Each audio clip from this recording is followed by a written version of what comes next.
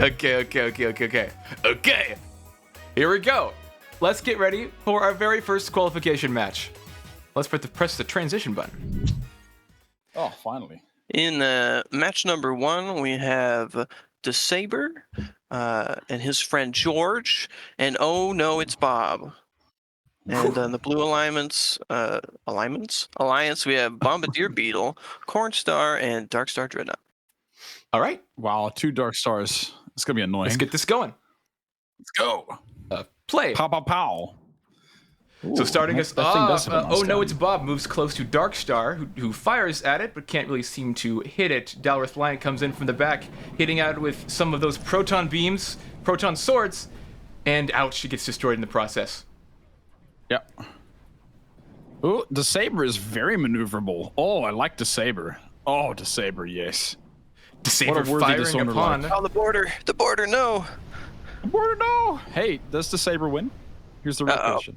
Uh-oh. Yes, the Saber wins. The That's the back of the ship. Yes, the Saber, get Darkstar. DeSaber has a clean shot at the back of Darkstar, but Bombardier Beetle is coming in with the power of the Bombardier Sentinel Beetle is coming Arsenal, in. hitting the gun, missing, not hitting it. Oh, DeSaber. Oh, and hitting the guns, but taking most of the range amps out. Gone. And there it goes.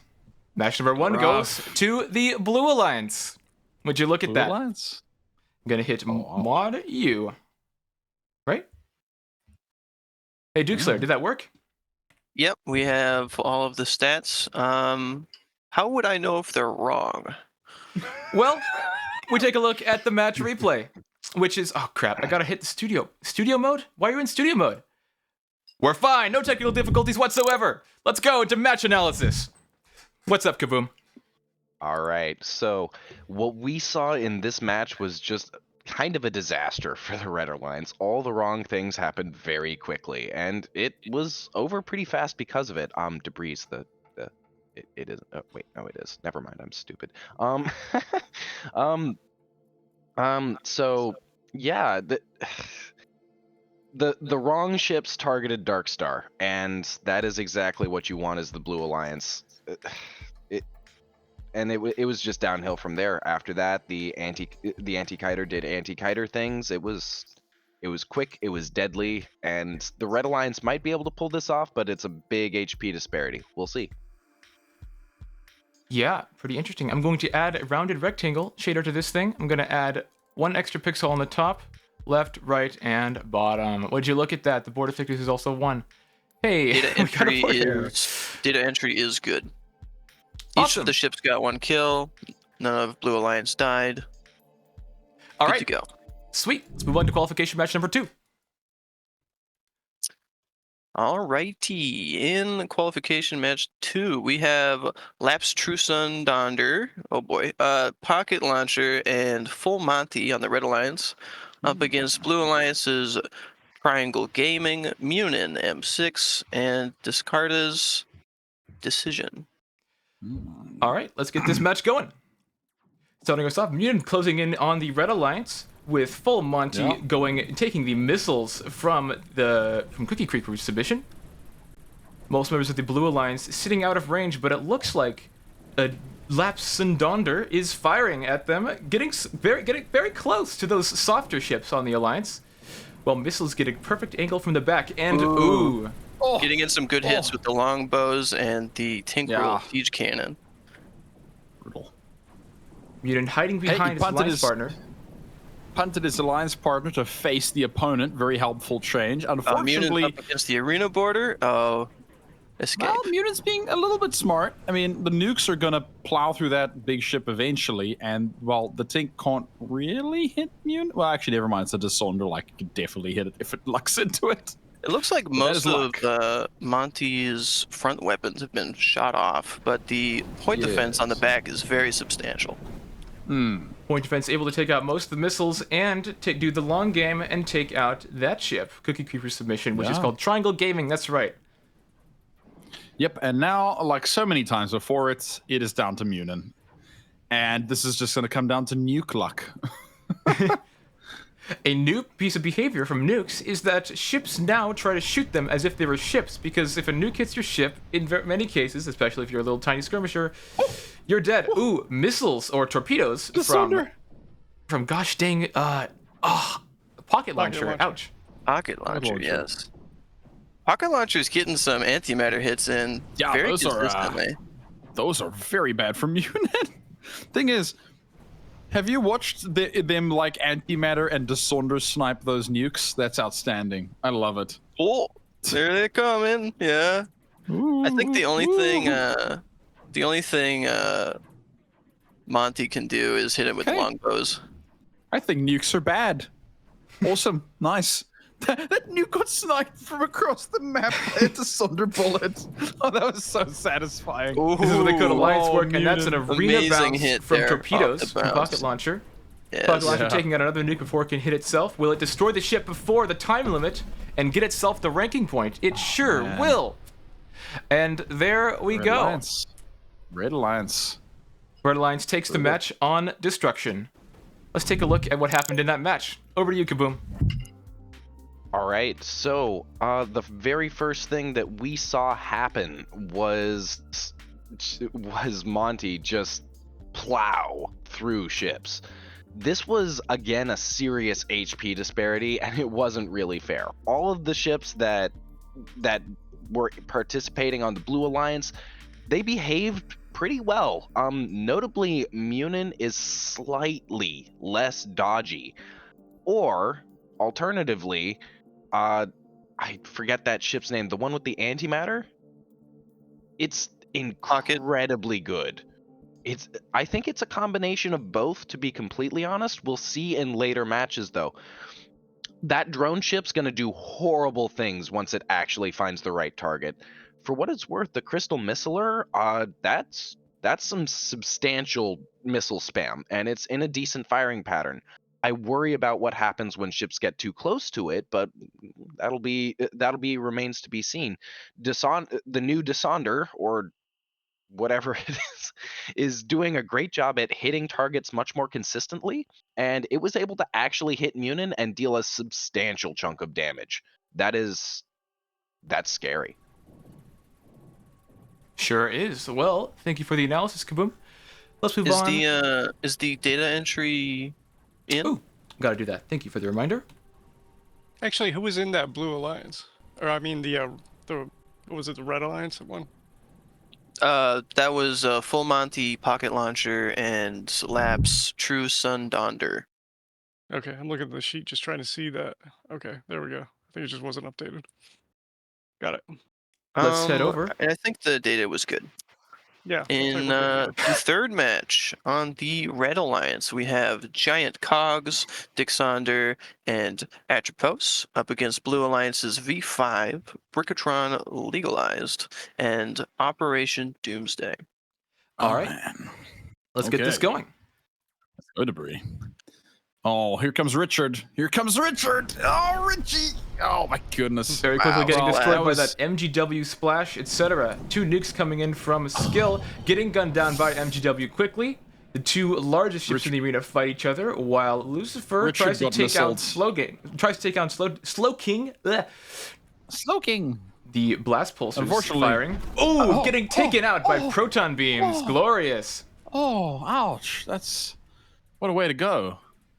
I haven't seen a proton beam kill in a long time. Okay, now Atropos here's a is question. Packing some crazy damage per second with those lasers. Yeah, and a lot of PD. So many burst pulse. Okay, here's the question. Do these two die to nukes, or do they somehow win? That's the question. It looks like Atropos has pretty decent blast pulsar point defense. That is true. I think both of them actually just have enough PD that nukes are just not going to do anything. Cog is being hit a couple times now. Yeah, Cog is starting to take rather significant damage. And the worst part is that, like, the more they hug, yeah, that's it. Cog is taken out The by a more- nuke from Brickatron. Yeah, the more they hug, the more they die. True troll ship moment. Nuke troll ship moment. This feels like 2016. I love it. There's so many nukes in the sky. Luckily, I'm pretty sure this blast pulses should just nullify it. No, never mind. Never mind. Not if you're going fast. If you're going slow, the blast pulses will nullify it, but not if you're speeding towards your enemy's nuke launchers. It seems that Atropos is more about speed and less about aim. Atropos is more about speed and less about being capable of doing anything against. Getting in pretty against close, trolls. trying to take out Come the on, nuke come on. coming directly out of the Come on, ship. Atropos. As the nuke Oh, distractions Atropos. work, would you look at that? I think Atropos is just struggling to stabilize itself. I mean, It doesn't might not have a enough good stopping way to break the thrusters. nukes. Yeah. I don't think the nukes are actually the problem because mainly it gets up to Brickatron and it's fully capable of just turning a Brickatron's crew and firing. But I think its thruster configuration is preventing it from effectively stopping, which is what it wants to do. It wants to stop and turn to fire, but it's like getting frustrated and just trying to fly back. And then I think it just doesn't end up doing very well. And then, of course, yeah, I mean, the nukes do make things a bit worse, but yeah, there you go. Somehow Brickatron wins. Brickatron re-bricked. There you go. Ouch. Youch. I'm not sure if Ouch. it wins the alternate universe either, where it doesn't target nukes, because then it's just Oh, taking sure. nukes to the face. Then it is just taking nukes to the face. Absolutely correct. Yeah, That it wouldn't have won it the would just alternate either. vaporize. It would Again, outspeed. Again, I don't think the nukes are the problem here. I think that's just up to ship thruster configuration. I'll be honest. And like, it really has no turreted weapon, so it has to It's turn true. the entire ship to shoot down a nuke. That's fair. That's fair. If it just had a few. Well, actually, you need quite a few PD lasers to take it. Oh, well, anyway, who knows? Some railguns or Replay something. time. Indeed. Possibly Oh man. more strafing configuration. So, yeah, what happened here was it was sad to watch. Notably, the brick makes really good distractions with those nukes that honestly really help it. Even if the nukes die, that means that the brick survives for longer. And we've also seen the interesting behavior of, we're going to see a lot more of it. The behavior of ships outrunning their own point defense. It's a problem. It's a big problem. You can have as much point defense as you want, but if you're going fast enough, all of it doesn't matter because you're outrunning your point defense at a certain speed. And once you outrun your point defense, it doesn't matter anymore. That's important for nukes, but it's also important for a lot of spam, and we have a lot of spam this tournament. Other than that, I think we need to get an F in chat for poor Slow King's ship getting vaporized off the. Yeah, who got face the of kill planet. there? It was sad. That was Richard. Richard died, Well, who But got yeah. the kill? which is simple. Oh, I don't know. No Because clue. the Tinkerel and the farmer ship think it shot at was- the pretty much same time. Yeah. You Yeah. have to see the replay again. The data entry. My goodness. There we go. I think we're fine now. Another big thing My bad. is I'm sorry about this. once you get too It's fine close to do. to a ship, its point defense will target you. The exception to that is blast pulsars, but for all other weapons, they'll target you, the ship, once you get close enough, and that's not good. Looks when like the dealing with kill nukes. went Not great to news. Dick Sonder. Dick Sonder was awarded the kill. Dick Sonder got what? Oh, really? Huh. Yeah. Funny. Yeah, Richard- Yeah, I guess it got the killing blow, but it didn't really get interesting. We got the And core then- first. Okay, fair enough. Well, you know what? If the system says it, the system says it. And then Dick got absolutely laser droned, which I love. Yeah. Just bead. Bees. All right. Bees. All right. Tinks. On to Okay. match number 4.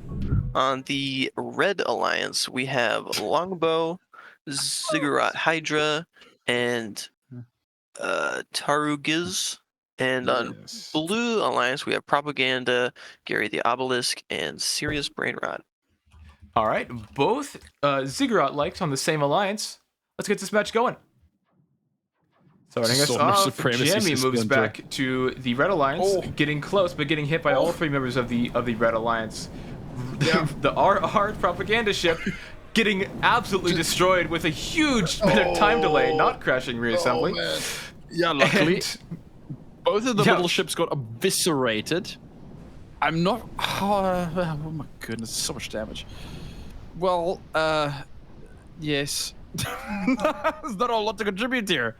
It's getting Splinter. Sondered, it's outnumbered. There's literally 2 drill ships. Oh, there's 2 drill ships. This is brutal.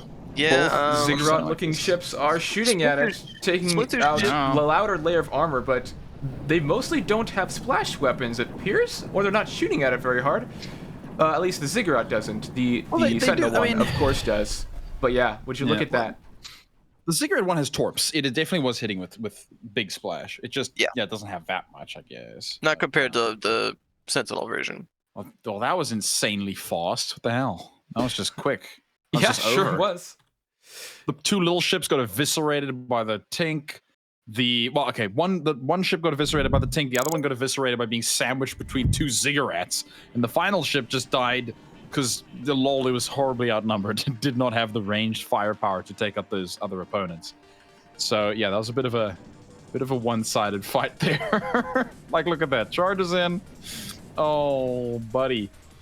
And then RR is just gonna get sniped by the Sonder. Thank you, Sonder. Like, whatever you are. To you, Tinkerell. We lift a glass to that little ship. Pretty Oh, crazy. man. Pretty crazy. Yeah, Change sandwich. Yeah, I would argue that this wasn't anything so much as just really good teamwork. Like, there was enough HP to soak up all the damage, and importantly, the two Ziggurat likes traded off who was taking the most damage at any given time.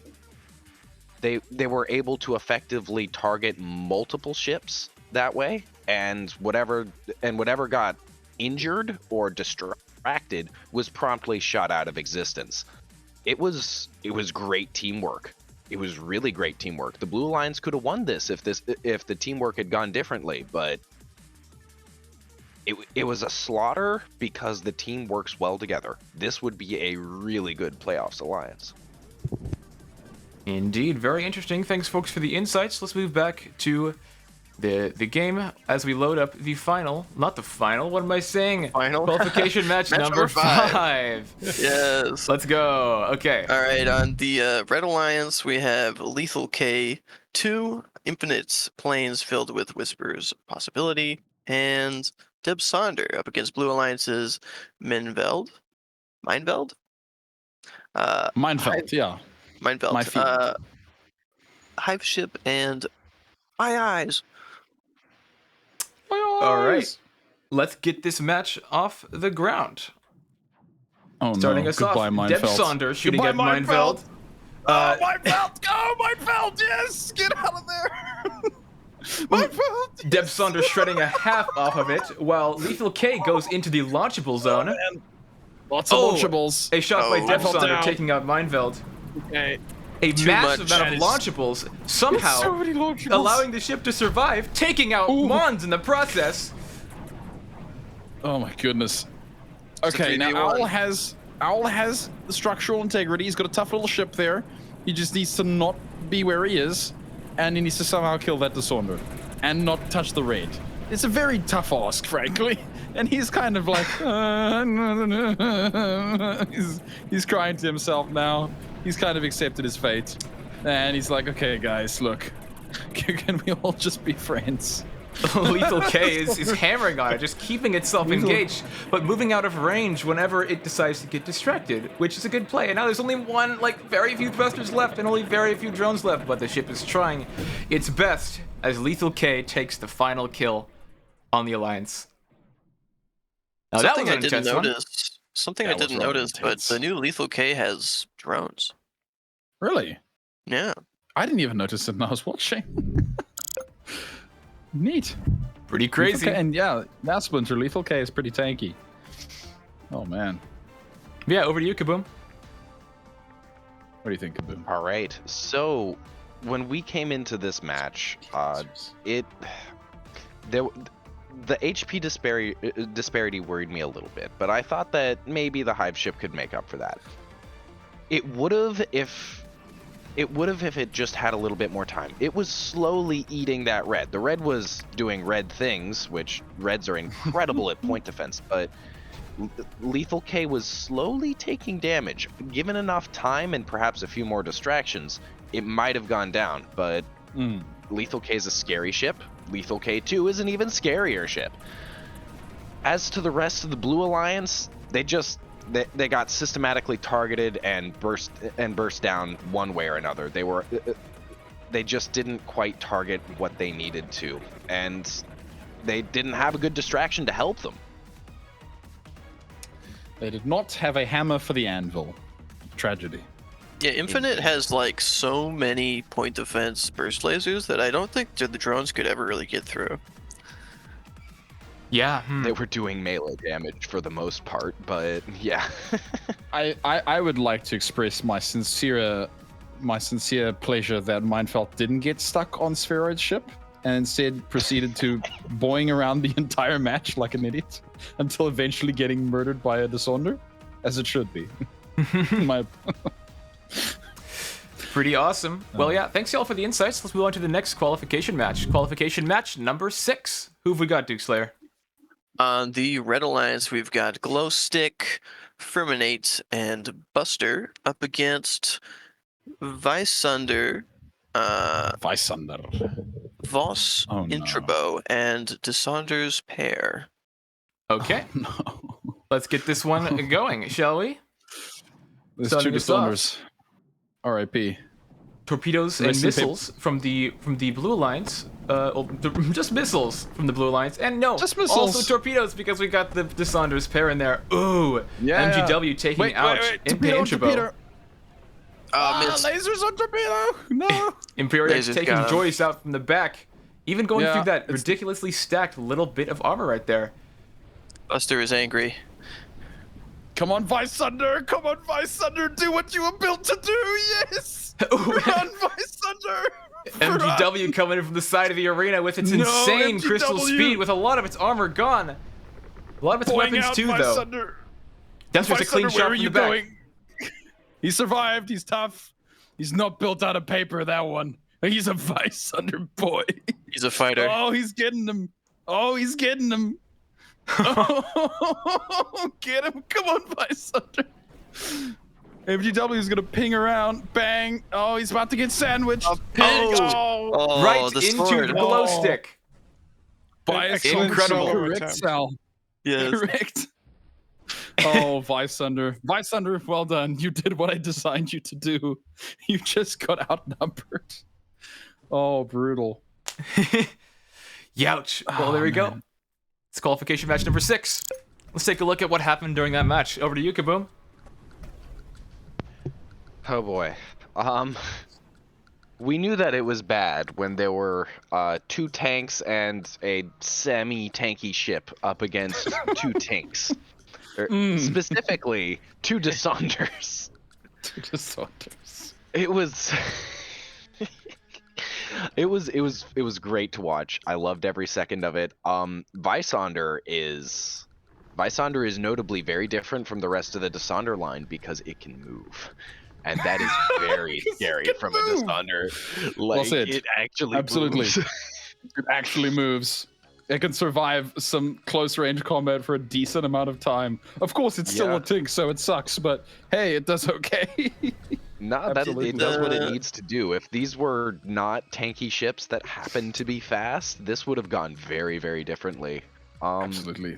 Speaking the of fact that tanky, it's- those other ships are insane, man. They're very tough. Oh yeah, they're incredibly tough, and notably they're incredibly fast. That's very important for. That's very important. It makes them not so much a tank as it does make them. It makes them brawlers proper, tried and true. Absolutely. And I like the Blue Alliance's little skirmisher. It just was at the wrong place at the wrong time, and it faced the very wrong ship. Again, didn't have enough I think- friends. I think if either of these Dissonder likes, or even the Crystal Ship, if they had one of the tanks on the Red Alliance, they would have fared so much better. Yeah. Absolutely. If they just had another tank, would have changed things. Yeah. Well, yeah. Cool. Thanks for the insights, folks. Let's move back to the match. We got what match left? What's our next one? Match number 7. On the Red Alliance, we have Brixander, Sword of Milos, and Wheel of Fortune up against Blue Alliance's Iron Cage of Bureaucracy, Elisio, and Zephyr. All right. Ooh. Let's get this match going. I've started a little bit, and it looks like we already got a massive bolt of Tinkle Fire coming from Imperiox's ship, but not doing much of that massive brick of armor. Ooh, getting bursted down, but Imperiox takes it out in a single blast, shooting across the entire arena to do so. It's just like Conception. Oh, and Brick Sonder takes out a kill in the standard Dissonder style. The standard Dissonder style. Oh, that was cruel. And it's a Brick Sonder, so it's just gonna delete the heavily armored brick. That's amazing. I wish I'd never made Dissonder. I wish so many things upon this world. Oh no. Brick Sonder is just really harshing Mon's vibe, though, I would say. Oh yeah. Yeah. You're right. It is poor Mons. Yeah, Mons is like, what the Your hell? sword is stuck. Skill. Yeah, skill is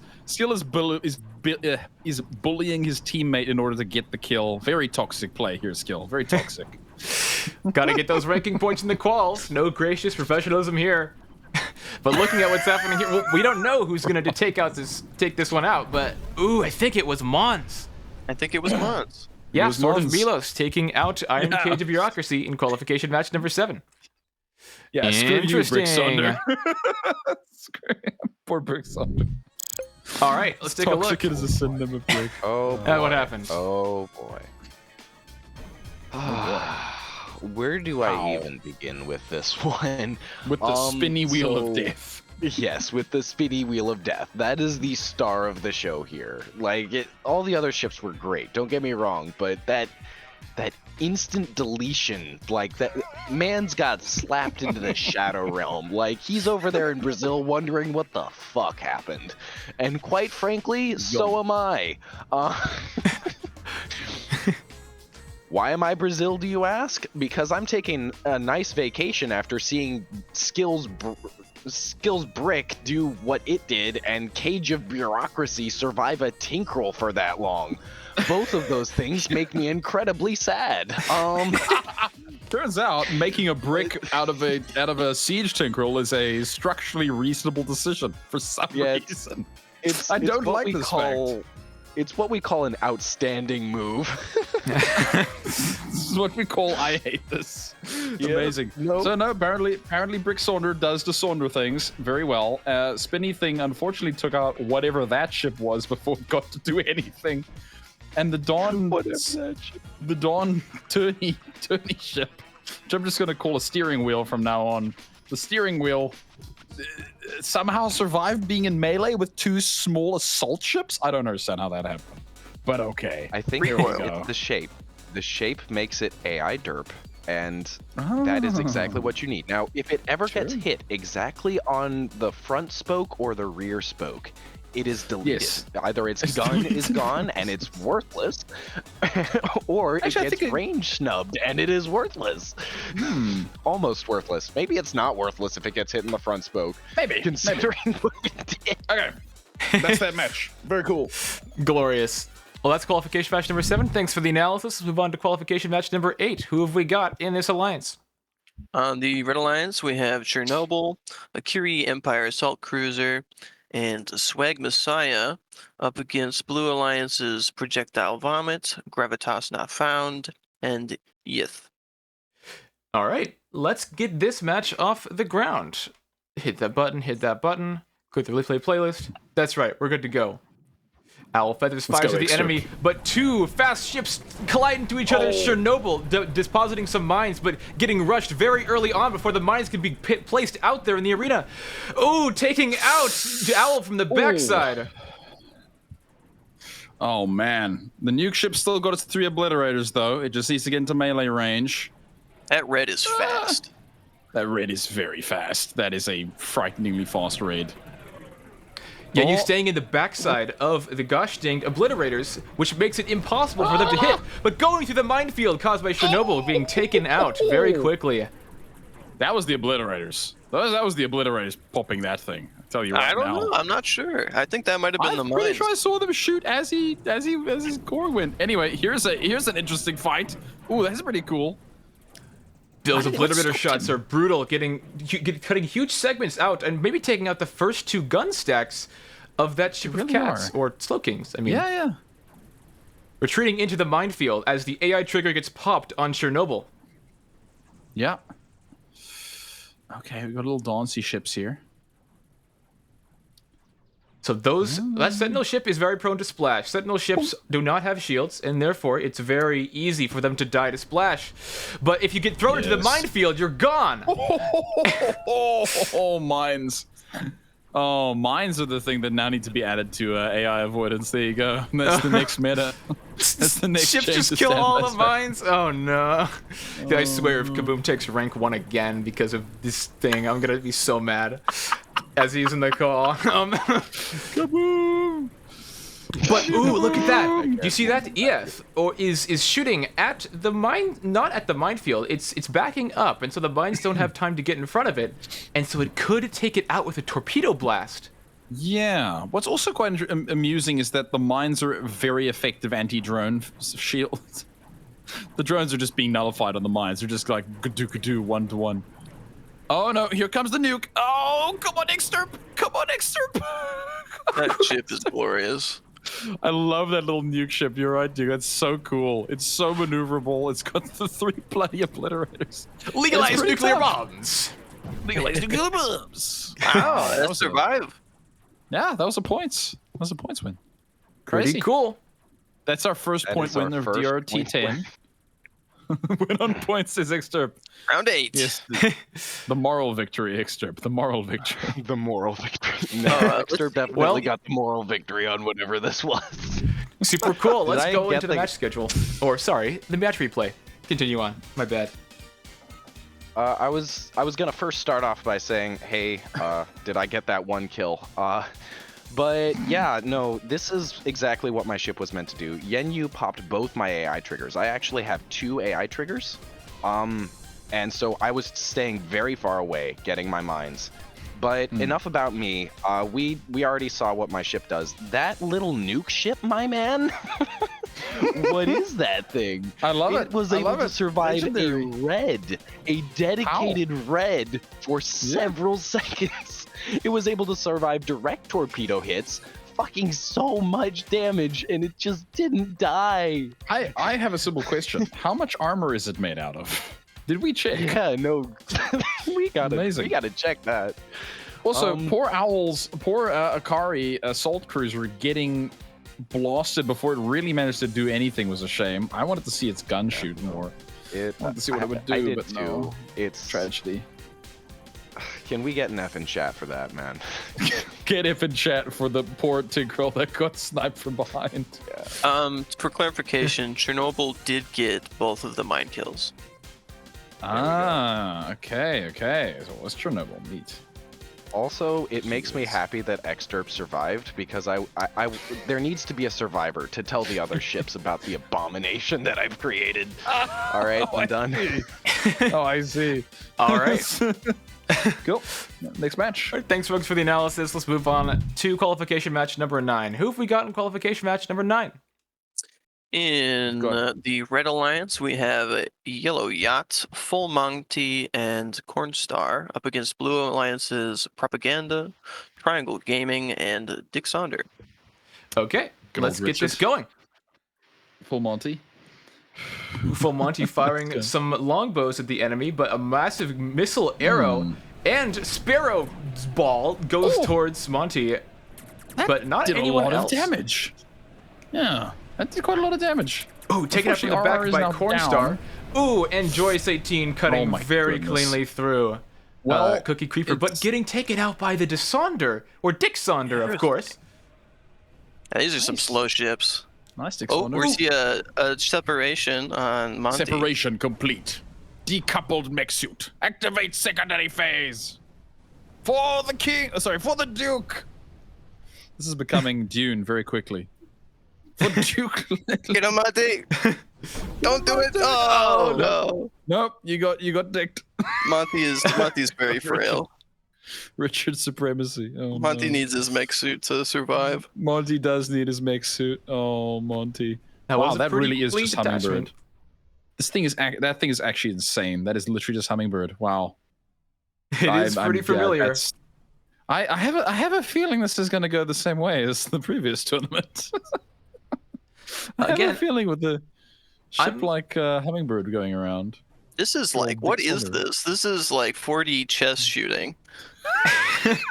Yeah, no. So I was, so Hummingbird does the same thing. Hummingbird does the exact same thing where it can just fire with its velocity rebounded bullets and hit the target.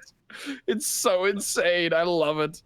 Oh man, this is reassembly targeting AI, and it's beauty. It's a thing of beauty.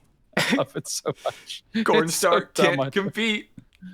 No, Cornstar's getting hit by bullets at a 90-degree angle. 90-degree angle bullets are taking down Cornstar. You never thought this would ever happen.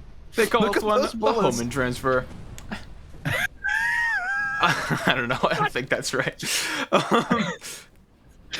Those bullets are literally coming in at 45 to 90 degrees. That's extremely funny. They're almost parallel. They're mostly parallel. Well, this is gonna be a win on points, but the moral victory. I don't know who takes the moral victory here. I'm unsure who gets the win on destruction. I don't think it doesn't look like Dick Sonder got the win on destruction. No. Wild. This is points. All right, well, let's head into the match analysis of qualification match number 9. Go for it. So, first off, to answer the question that was posed here, there is no moral high ground. There was no God in this match. I see. Absolutely none. Everything that happened was cursed and blessed at the same time. Triangle ship did triangle things. I would credit the triangle ship for most of that separation on Monty, which is what prompted Monty to die quickly. Sure. Joyous 18 getting sniped from the back. Top 10 anime betrayals of all time. And from there, just watching this Tinkerel hit at 90-degree angles. Oh my god.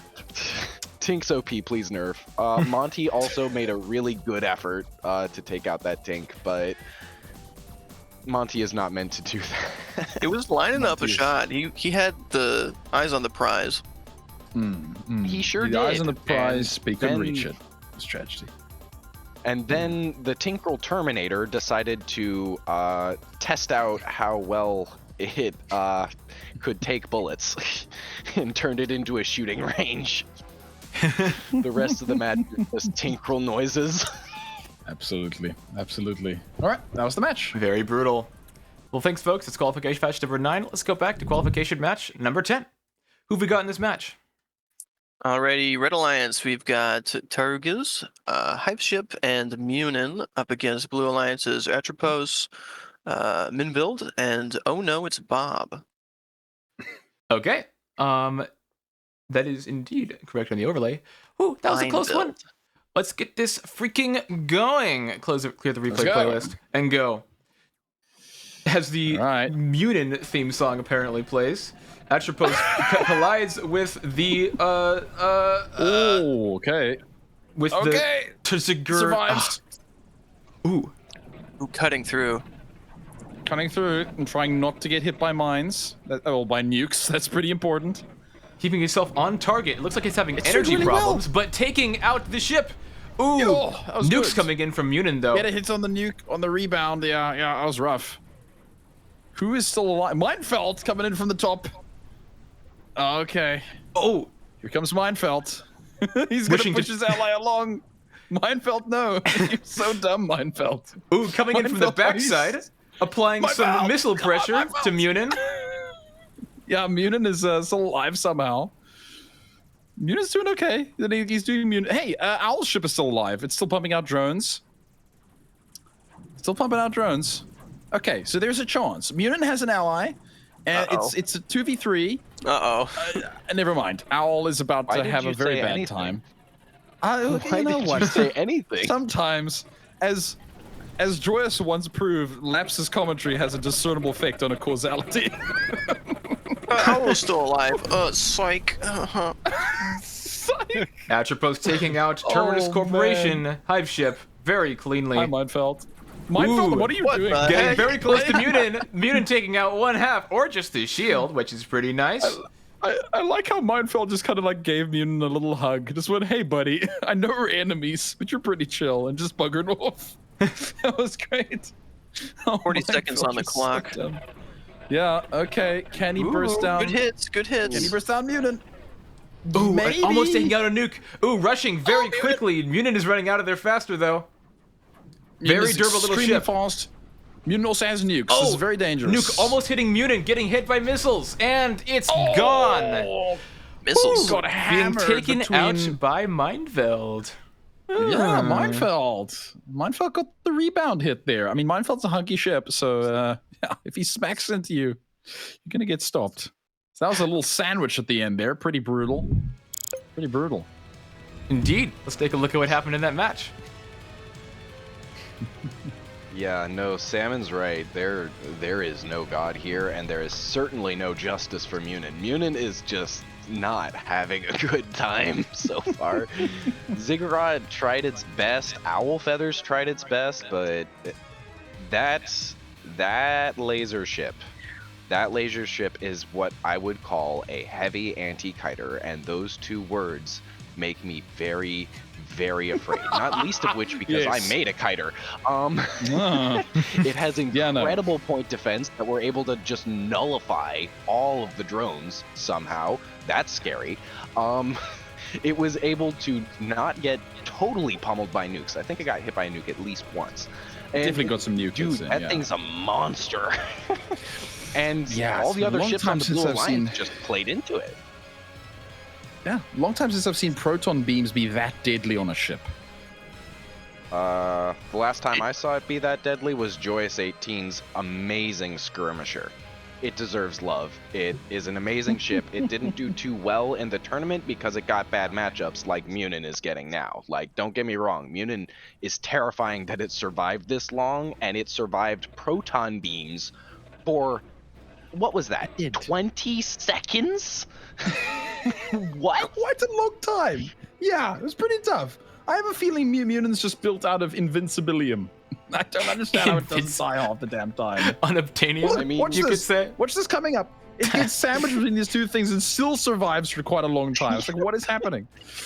Okay, that was the match. All of its armor man. had to be stripped, and it still only died to splash.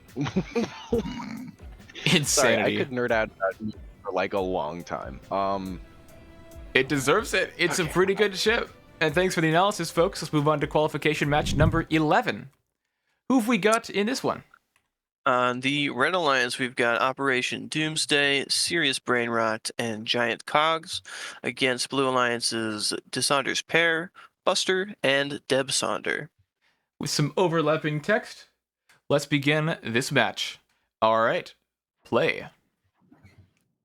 Deb Sonder trying to line okay. up while the proton beam ship and the proton sword ship fight it out. Ooh, being tagged out by Kepler. Very cool. Ooh, Very cool. massive bolts go towards the Red Alliance, taking out. Ooh, ouch. Torpedoes that's a Desaunder. from Joyous Massive going torpedo towards hits. that one. Massive torpedo Ooh, but hits, Deb yeah. Sonder is wedged up against its alliance partner. Flee! Ouch. Being Ouch. taken out by MGW. Flee for your lives! Flee for your lives! I think Buster's AI trigger is regenerating. MGW He getting taken talked out it. by a column of torpedoes. Skill. Wow. You've made Desaunder proud, Skill. I did not expect that. You've made Desaunder proud, Skill. And now we've got ouch. Oh, those proton swords. When you don't have much thrusters, aren't torpedo very hit.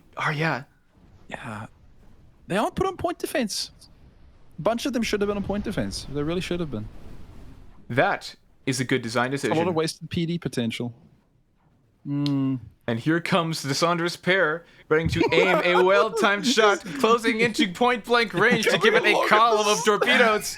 This is so dramatic. Why are you doing this, Deb Sonder? And the arena border bounce. Oh, and the kill hit it. And there we go. The kill goes to Duster. He takes after his father. Yes, Joyce, he does. Amazing. He does. He just comes lumbering in, whiffs his shot. Even the rebound misses. It's like, well done. Well done, the Sonder pair. Well done. Pair Sonder. Oh. Outstanding. Well, let's go Oh, into the boy. analysis.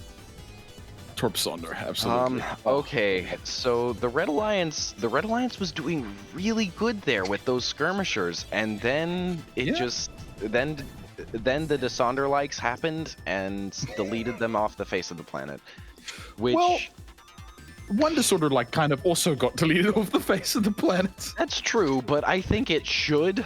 Most Desonders should die whenever you get a brawler right next to it like that, and you're at a 90-degree angle. that should happen, I hope. But Buster proved itself to be a really good brawler that acts as an excellent tank, and importantly, it can deal damage from a distance. Not many tanks can say that. Yeah, well, I'm just surprised it didn't get sorted to death in the beginning. It was really close to death. Very close. But that's just good design, good armor design. That's just not stacking. Duel, yeah. That was an awesome sword duel. I love that. Watch that. Oh, that's so good. Got a little Depth Sonder. It's so stupid. Anyway, Sonder, yeah, just the debris fly. But yeah, okay, there we go. That's qualification match number 11. Thanks for the analysis, folks. Let's move on to number 12. Who've we got Alrighty, here? On the Red Alliance, we've got Ferminate, Ziggurat Hydra, and Vysunder. Up against Blue Alliance's Brick Sonder, DeSaber, and Lap's True Sundonder. That's too many Sonders. Oh my goodness. Too many Sonders. It's literally 2 tanks and an actual Lap's Sonder versus 3 sons of the Sonder. Oh, we're so screwed. My Red goodness. Team is so screwed. Let's see if the Blue Alliance's gosh dang Tinkerell Alliance will serve it well. It might do very well against these ships. Ziggurat is not deciding to go in, instead opting for torpedoes towards the enemy alliance. MGW moving into close range, Bicatron failing to turn quick enough and getting taken out. One Sonder down. Oh no. One Sonder down. Vysunder is coming in. Oh, but will DeSaber take it out? No, DeSaber won't. He gets Vysundered. Ferminate's DeSaber is stuck gone. on Completely hull. gone. Woo-hoo-hoo. Yeah, Ferminate's derping out on the hull right now. Yeah, sadly. But that Sonder like is now doing something. He's very close to death. Come on, run, buddy, run. There Aiming we gets go. good at the right target, Recoil. cutting deep into the hole. Holy cow. Very deep. That was great. And he's Can the we recoil evade saved him the for a arena bit. border? Oh, but the Ziggurat no, we comes can't. in from the side and takes it out from the back. Good alliance play there. Sit down, boys. Your daddy's here. Laps is here. The true Sonder is here. Okay, so before we even get into match analysis, there is already a canon event that just happened. This was Laps's daddy Desonder, and the poor brawlers that it enslaved out of fear. It's like out of hair. Like he just spawned them like it was an anime. He's just like, my children would to rise up Look against at their me. spawn position. They spawn just like that. That's fair, actually. That's really fair. But it was these 2 enslaved brawlers who were afraid versus like the Desonder children who are looking for their inheritance. They were trying to take the throne from the king and they failed. Something interesting I noticed near the end there when it was just True Sundonder up against Ferminate. Ferminate, I think it only lived because it has a hyper stacked armor around the core. Right. Correct. Another thing to note is that the True Desonder derps very, very similar to Riverhawk. It wasn't able to secure a kill just because it was out of range, and it didn't realize that it was out of range, and that's why there was so much damage that was done to the brawler there. Yeah, ouch. Well, thanks for the insights on qualification match number 12. Let's move on to qualification match number 13. And who have we got in this match? On the Red Alliance, we have Wheel of Fortune, My Eyes, and the Glow Stick up against Blue Alliance's Yeth, V5, and Swag Messiah. Okay, here we go. Starting us off, Swag Messiah moves alongside a big column of torpedoes, only shaving off the side of Glowstick. Huge burst from Imperiex, almost hitting directly. Ooh, another one gets a great Definitely hit. hitting directly. 100%. Wheel of Fortune lighting up. Oh, cutting EF in half. Oh my goodness. Wheel of Tinkerel. Looks like someone's going bankrupt. Ew.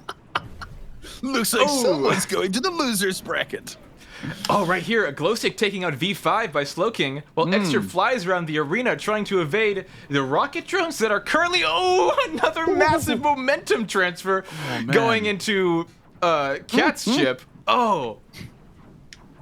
Darn, Excerpt ship was like right on Wheel of Fortune. If only it had like stopped to shoot it. We're Wheel of gonna get a Fortune would have missile been down. drone kill. Probably. Mon's switching targets. Oops. Oh, and Imperiex took the Oof. core. Is this going to be the first missile drone kill of DRRT? It might Probably. be. Come on, yeah! Darn it, might have been Mons. It might have been Mons. Or That that's not Mons. was- That's a different sword. That I was see. Glowstick, yeah. There's a couple swords in this for some reason. Yes, Owl, that is most definitely a Tinkerel. Hello, Owl. Hi. Hey, welcome, Owl Feathers. Oh, man. You're just in time for the match analysis of qualification match number 13. Owl, did you miss boy. the Sonder fight? The Sonder family reunion, as Splinter put it. Oh god, Oh. it was great. It went Go about on, as well Kaboom, as any go on. family reunion, though. Okay, Daddy up his 3 kids. but we're Go, Kaboom. focusing on this match. We're talking about unlucky number 13. Oh boy. So I'm debating on whether or not to nickname that thing the Chaos Wheel or to The Insta KO wheel, Or, the murder wheel. yeah, the Murder Wheel, like Wheel of Fate. Yeah. Ugh. Something very notable about baseball. I love it. Something notable about the baseball is is that it isn't exactly very good at killing things. Maiming them, absolutely. Tearing them into several small pieces, absolutely. But it just doesn't quite kill something. It'll core something, but it won't kill it. Bursty, some kind of bursty kind of ship, like an Owl Feathers Lance Frigate kind of ship, or a red. Terrible things. I think a red would actually be ideal for this ship for the point defense because this thing has none. Yeah. No, it's rough. It does look like the stream is dying though. What? The stream looks fine on my end. Oh, okay. It's just my internet dying. No worries. Yeah. no, Okay. Poor Debris having a small heart attack. I'm having You can't 2022 do winter this to the man. flashbacks. I'm like, no, the bit rate! But it's actually just fine. No, it's perfect. Perfect. Perfect. I'm Good. glad it's fine. Okay, good. Whew. Well, let's go to qualification match number 14. Thanks for the analysis, folks. In 14 on the Red Alliance, we have Sword of Milos and his friend George, and friend both George. Interbos. Up against Blue Alliance's Gary the Obelisk, Discarda's Decision, and Zephyr. I want to bring one thing up Absolutely. before we start. It kind of looks like Sure. Splinter's ship. It does not corrupt when it has been assembled in the match schedule, It's one of those Yes. ships. or at least it corrupts Yeah. differently. It corrupts differently. Even That's the great. corruption is corrupted. Wow. That's definitely legal. Okay, Yeah, let's go. cool. By the way, Thane of all, yes, they were. I forgot to press the update button. But yeah, here we go. Ah. Boop. Starting us off, torpedo array coming Ball from torps. Mons, Oh, there they go. taking out Beautiful, some stacked parts in the clean front of sides. Splinter. Ooh, Yeah. It's gonna be a painful knock on. Look at that little zipper ship over there trying to fight the long stick boy. Go Zephyr- zipper ship. Oh, Oh, he's taking so much damage though. His engines are gone. Nah, he's out. Oh, Zephyr getting he's gone. piled on by the enemy something alliance. is cutting into Splinter's ship on the other side of the arena. I'm not Ooh, really I sure missed what it. Splinter is supposed to be dealing. How does it deal damage? I think most of its weapons were destroyed. I missed 2 of the destructions in the match. But yeah, that was cool, wasn't it? Debris. Yeah. Yeah, that was cool. Well, hey, there's only one left. You can't miss this guy, can you? So many missiles. So many missiles and drones. Hey, he's running. He's going pretty fast. Actually, you know what? He might survive. I don't think he's going to get a kill, but he might survive. His drones are like eating up a lot of torpedo and missile fire. That's so many drones. He's got so many drones. Oh, things are getting George close. only needs Proton a couple swords. seconds. Yeah. And there it goes. George needs a second. Almost getting torpedoed with a beautiful shot by Mons, but getting destroyed by Daz, or not Daz, Dal. Yeah, I like Yenu's POV. You are an inferior Munin. Wow, Yenu, casting shade, buddy. Wow. Oh yeah. Munin loves whenever it spawns children, but it eats them. Yeah. Well, Okay. go for the match analysis, my friend. Go for it. Well, my stream is still behind, so I might occasionally get something wrong. In fact, it's not loading at all. I'm going to reload the page. But Okay. Well, lots of missiles. I'll say. Yeah, I'll cover for you.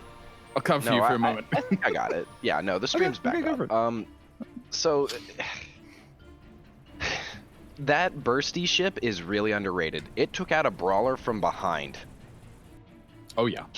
Who has ever done that? Ever. And the projectile spam did exactly what it was supposed to do. It's very important to note that drones are really good point defense.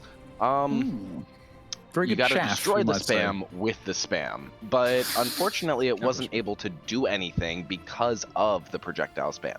Projectile spam, of course, nullifies projectile spam. Yeah, no, this was really surprising. I genuinely thought the Blue Alliance was going to win because of the HP disparity, but I was wrong. That little bursty ship is really underrated. Keep your eye on it. Well, pretty Yeah, much. it might have even been some physics weirdness. Who knows? But actually, no. You can see they're digging through because even though Splonker, wait, which ship did he annotate with Splonker? I can't remember. This one's longer. Yeah. Yeah, it is Splonker. So even though Splinter's ship has a lot of HP in that core center, what was even that? Did it wait? Hang on. Did it lost all of its disconnect and weapons. kill itself? It lost all of its weapons in like the first couple seconds of the match. Yeah, the weapons are gone, but I'm talking about like that death right there was not from that little ship. All that internal hull was intact. That was like a bunch of it corrupted or disconnected and hit its own core. This is like quintuple stacked armor, and when the core breaks eventually, I'm assuming everything is attached to the core. So when the core breaks, it just kind of farts out all of its pieces. Okay, sure. It didn't Lots look of like there was a collision. clear. It didn't look like there was a clear hole to the core before it blew up. Is all I'm saying. But anyway, I could be wrong. Does George have splash weapons? George has some mines. Some mines. Yeah. Okay. But yeah, Either way, there we go. insane. That's qualification match number 15. Thanks for the insights, folks. Let's That was go. 14. Let's go on to 14. 15. You're so right. Let's go. All right, on the Celsius Red mode. Alliance, we have Brickatron, Legalized, Chernobyl, and Elysium up against Projectile Vomit, Infinite Planes, and Bombardier Beetle.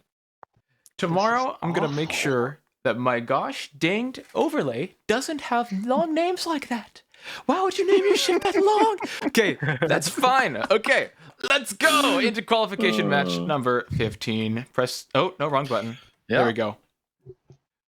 Cause you pain, debris. That is the purpose. So, time for Brick and Infinity to meet in grand nuclear combat. Ooh, look, he shot down the nukes. He shoots down the nukes. Burst lasers are going to be great for shooting the nukes down.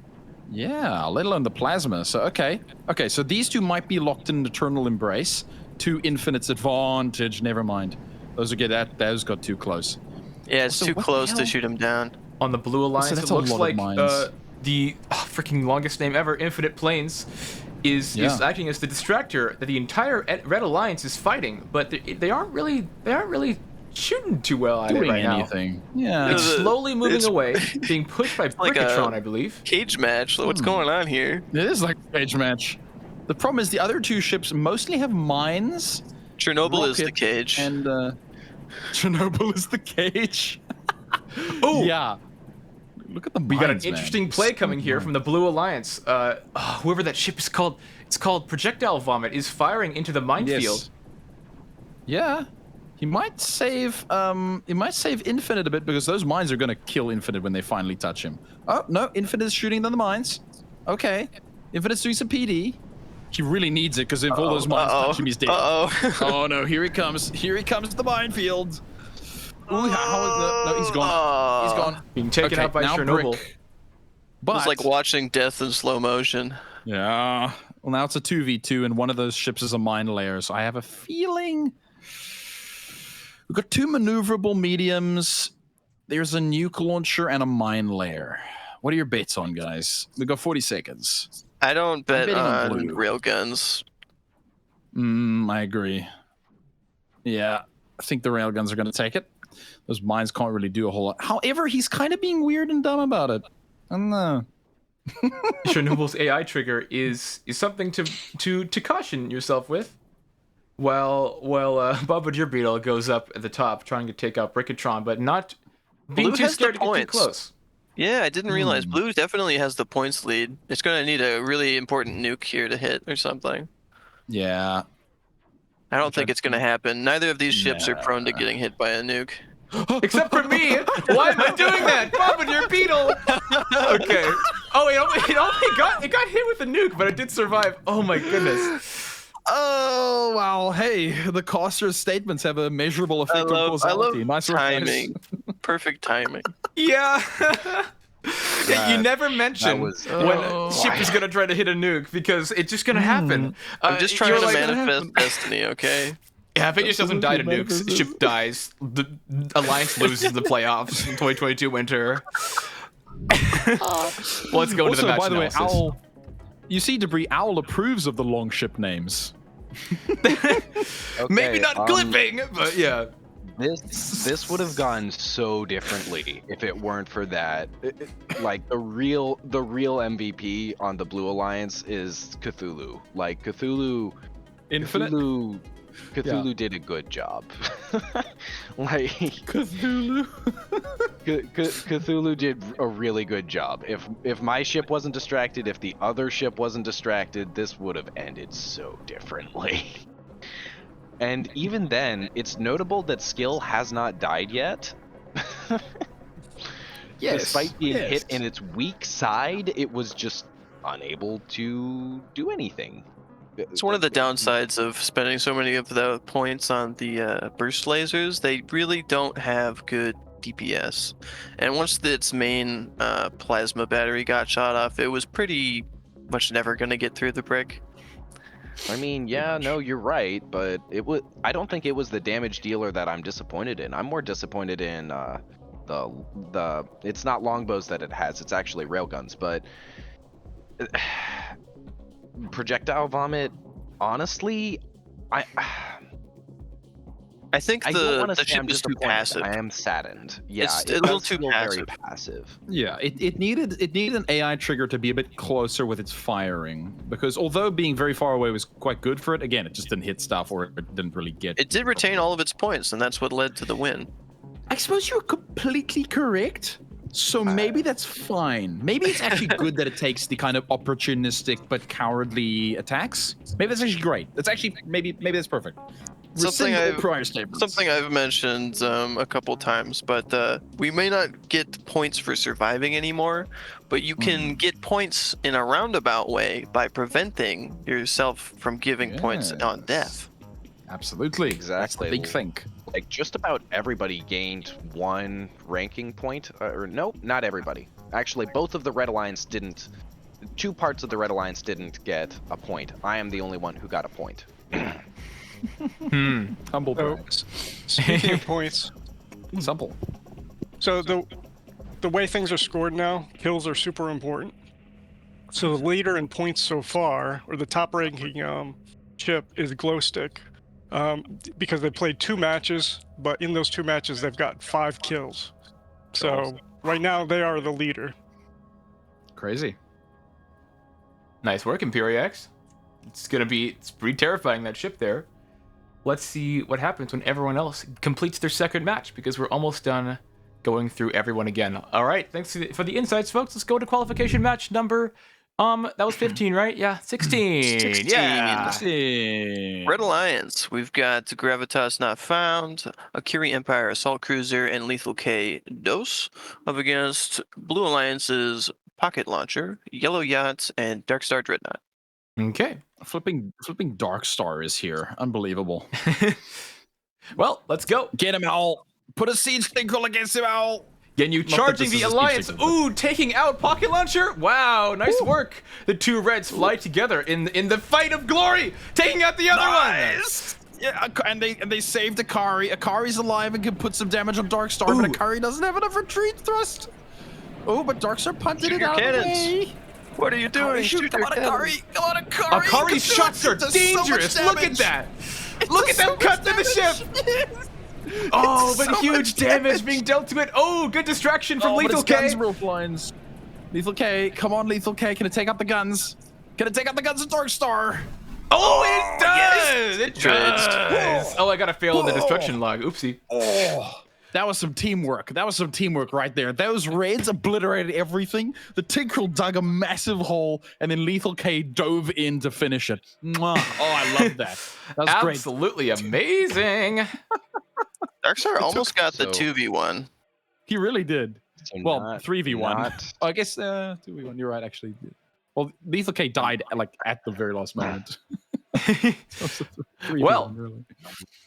let's get qualification. Nope, no. Let's take a look at the match. The match replay.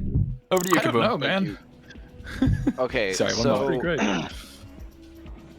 the very first thing that I saw was Yes. that there were 3 Reds. Half of all ships here were Reds. That made me very afraid. Then I saw there was a basically siege tank on the lights, and I became even more afraid. Then I saw let's another call the siege battering tank. ram siege tank. Yeah, okay, a battering ram tank. That's reasonable. There was that, and then there was a classic siege tank, and I'm just there. What? Ships are just gonna get deleted. Like Darkstar's the only amount of the amount of HP on Darkstar is more than the rest of the entire fleet on screen combined. And it's not even close. But yeah, no, the Reds worked together on the Red Alliance. Wow, who would have thought? And it was a sight to see. It was a real sight to see. Reds apparently pair very well with siege tanks, which is not a wine pairing that I thought I'd ever see in my life. But you know what? This was a 2v1. Give him some credit.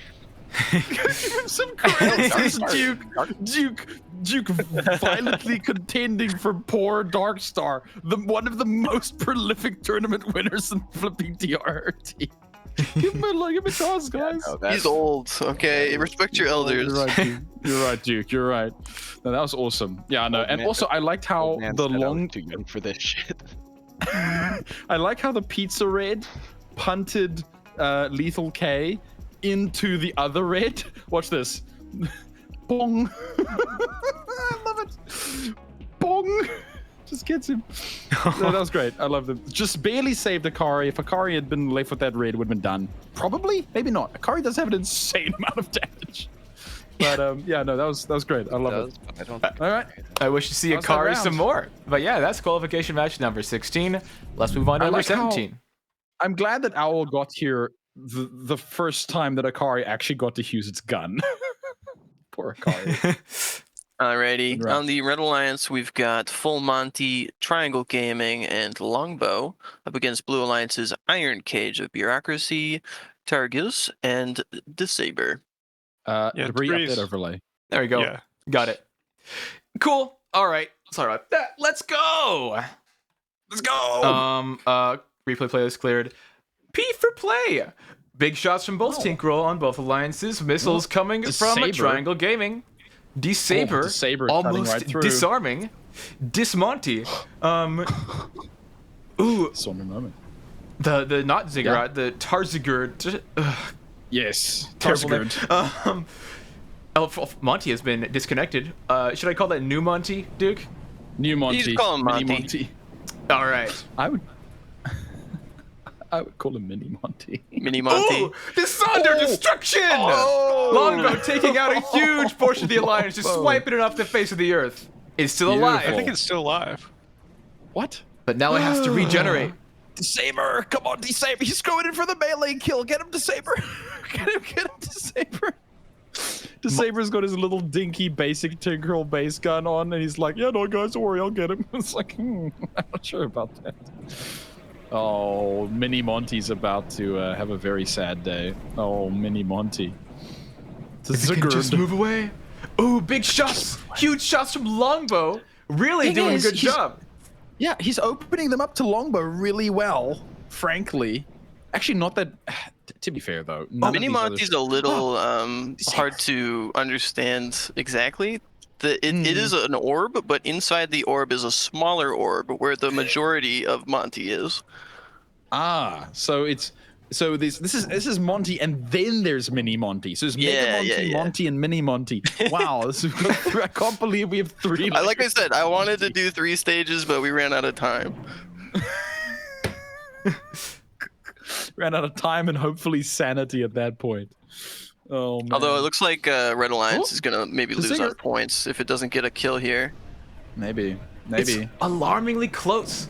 Tarzagurt is getting shots off, but ooh, if Monty doesn't get too close, it doesn't execute, then it's probably okay. Oh, 85, 89, 4K difference. Get the Bolsheviks in there. Oh, it's so close. Oh, I think the air trigger has been tripped on Monty, though. Oh, big shot from Longbow. Oh, is that the points? How close are the points? 200 point difference. Damn, oh, huge damage on the... Oh, ouch. Big point difference now. Oh, Red's won. That was so clutch. Yes, Monty. Oh, my goodness. Monty. Insane. So cool, Monty, the dual tank and anti-kiter. Skirmisher. Unbelievable. I don't think he's tough enough to be a skirmisher. I don't think so. Monty is frail. He may be frail, but he acts like a skirmisher behaviors. Fair. He got skirmish behavior, but in terms of HP, I'd class him as the oldie anti-kiter. Okay, so call him a light. So call him a light skirmisher. Damn it, you Kaboom and your logic. Go for it. Speaking of logic, this was a very, very interesting match, because if you deduce what happened, you're gonna see a really interesting narrative. That Tinkerell was integral. That Tinkerell got 1 kill. It basically got 2 kills. It was gonna kill if it had like 5 more seconds. It's very accurate, especially when it has a distraction. It's most useful when it has a distraction because we've seen it before and it gets taken out very quick when something gets up in its face.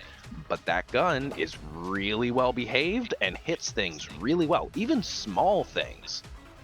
It's not a killing gun, but it's a maiming gun. It's very similar to the fucking pinwheel of death, the baseball, the it that shall not be named in many ways. I think I like that tank, is what I'm trying to say. I got that. I don't know. You're being very coy about the whole thing. Thank you. No, it's a really good tank, and Monty is insane. Apparently, somehow is. Who just said it? Salmon says, I absolutely adore how Monty is still totally viable after taking critical damage, and you're right. That's awesome. I love Monty. What a great little ship. So for context, Monty is exactly 50,000 P worth of the ship. Okay. And it's got like 12 Bolsheviks in there, so you can do a lot of damage. It's a lot of Bolsheviks. It's a lot of Bolsheviks. I like the way it kept re-grabbing the octagons. That's actually true. It was trying to rebuild. Grasping at straws. Grasping at straws. Okay, sorry. I need 3 minutes. I'll be back. Can we pause for a moment? All right, sure. I'll be back in a second. Yeah, I'm really liking MGW commenting on how the matches have been kind of close. Yeah, every single one. Most of them have been like, you know, kind of. Whoa! It's a points win. Oh, whoa! It's a destruction or whatever, right? It's good. It's good. I'm also gonna say I like how the nukes take the AI take distraction priority. That's kind of controversial, but it makes them really bad. It makes them worse, but still devastating if they hit. And so it's the right kind of thing, in my opinion. It's not just an instant win thing. Yeah, the Sentinel super weapons are always going to be controversial. Yup. I do like where the Obliterator is too, though. But yeah, let me make sure I update the overlay. I would like to thank Drills for not putting an Obliterator on his ship. Monty sends his regards. Yeah. Well, I'm queued up to 18 right now. Something else you might notice. So the even smallest, the mini Monty, has the same setup as Tripod, where it's got 3 shields protecting the mini Monty. So it can't really die unless all shields have been broken. Mm-hmm. And it has that same kind of like radial armor. So even though it's farmer, it ends up being like quite a bit more padded than you'd think. Yeah, that was mostly for like, please splash, please no splash. Yeah. I quite like Longbow. Longbow versus D-Saber was pretty good. Yeah, that switching snipe targets, was going crucial. switch, going boom. It's pretty great. Because we're seeing just how quickly the Saber just chewed right through Monty's armor. Yeah. Are we gonna call it Mega Monty now? Is that what we're calling it? The Monty naming convention needs to be standardized. Well, I was calling it like a mech suit because it kind of looks like the front of a weird looking armor or something. I don't know. Yeah. Yeah, well. I love how fast, just out of nowhere, that nuke troll gets. Bureaucracy. Yeah, It's like, oh, there's something in front of me. Full speed. it's pretty great, yeah. It's turning accurately. No longer thought to be a slider. Oh, Drill's Sentinel Monty is very well behaved. yeah, it's pretty good. Lapse is gonna take 1 million more hours. I didn't jinx it. Darn it. That usually works. Last time it worked. Lap What Laps else does can we the say? opposite of what Hey, look at the he said. stats, maybe. The match ranks or whatever. Sure, let's call it out. What do we got? Any changes, upsets? No, in 1st through 4th, we've got Glowstick, Lethal K2, Sword of Milos, and Deb Sonder.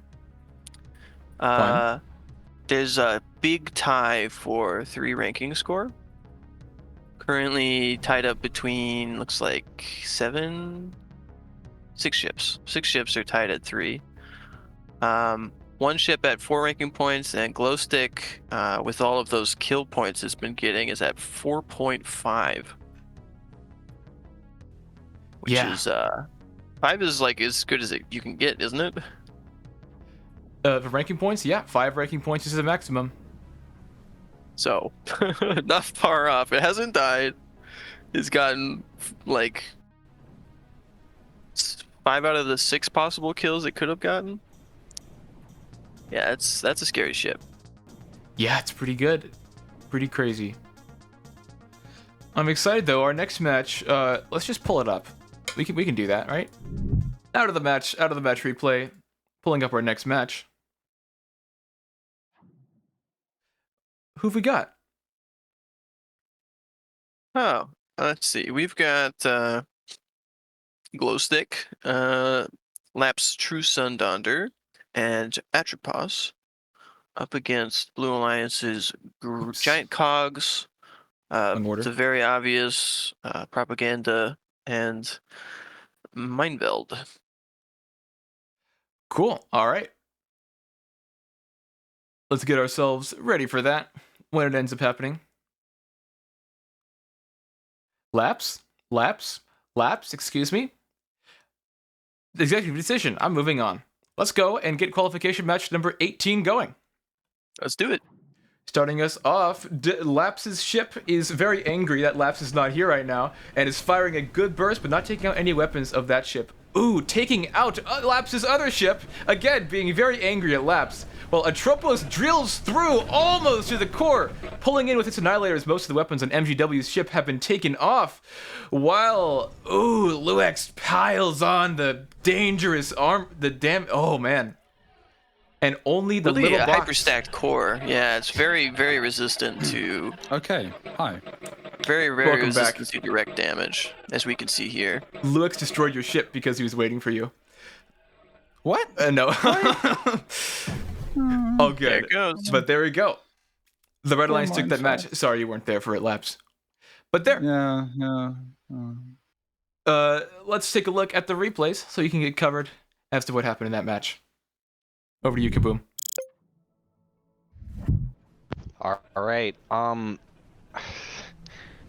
So, yeah. The big thing that happened here that I saw was that the glow stick took a kind of supplemental role here. It's once its initial cannon volley gets taken out, it is a lot more conservative. The other big thing that I saw was just that Dissonder being Dissonder. Like it did an excellent job of chewing through a huge amount of HP in a very short time. Indeed. Yeah, no, that Oh yeah, continue. Nope, I'm done. Like, the missile spam tried to do its job, but it just got anti-kited out of existence. That's the only thing I can add. It looks like missiles took out the majority of Glowstick's main battery. Mm-hmm. Yeah, pretty So then, scary. Weakness. It doesn't have very much PD, which is worrisome.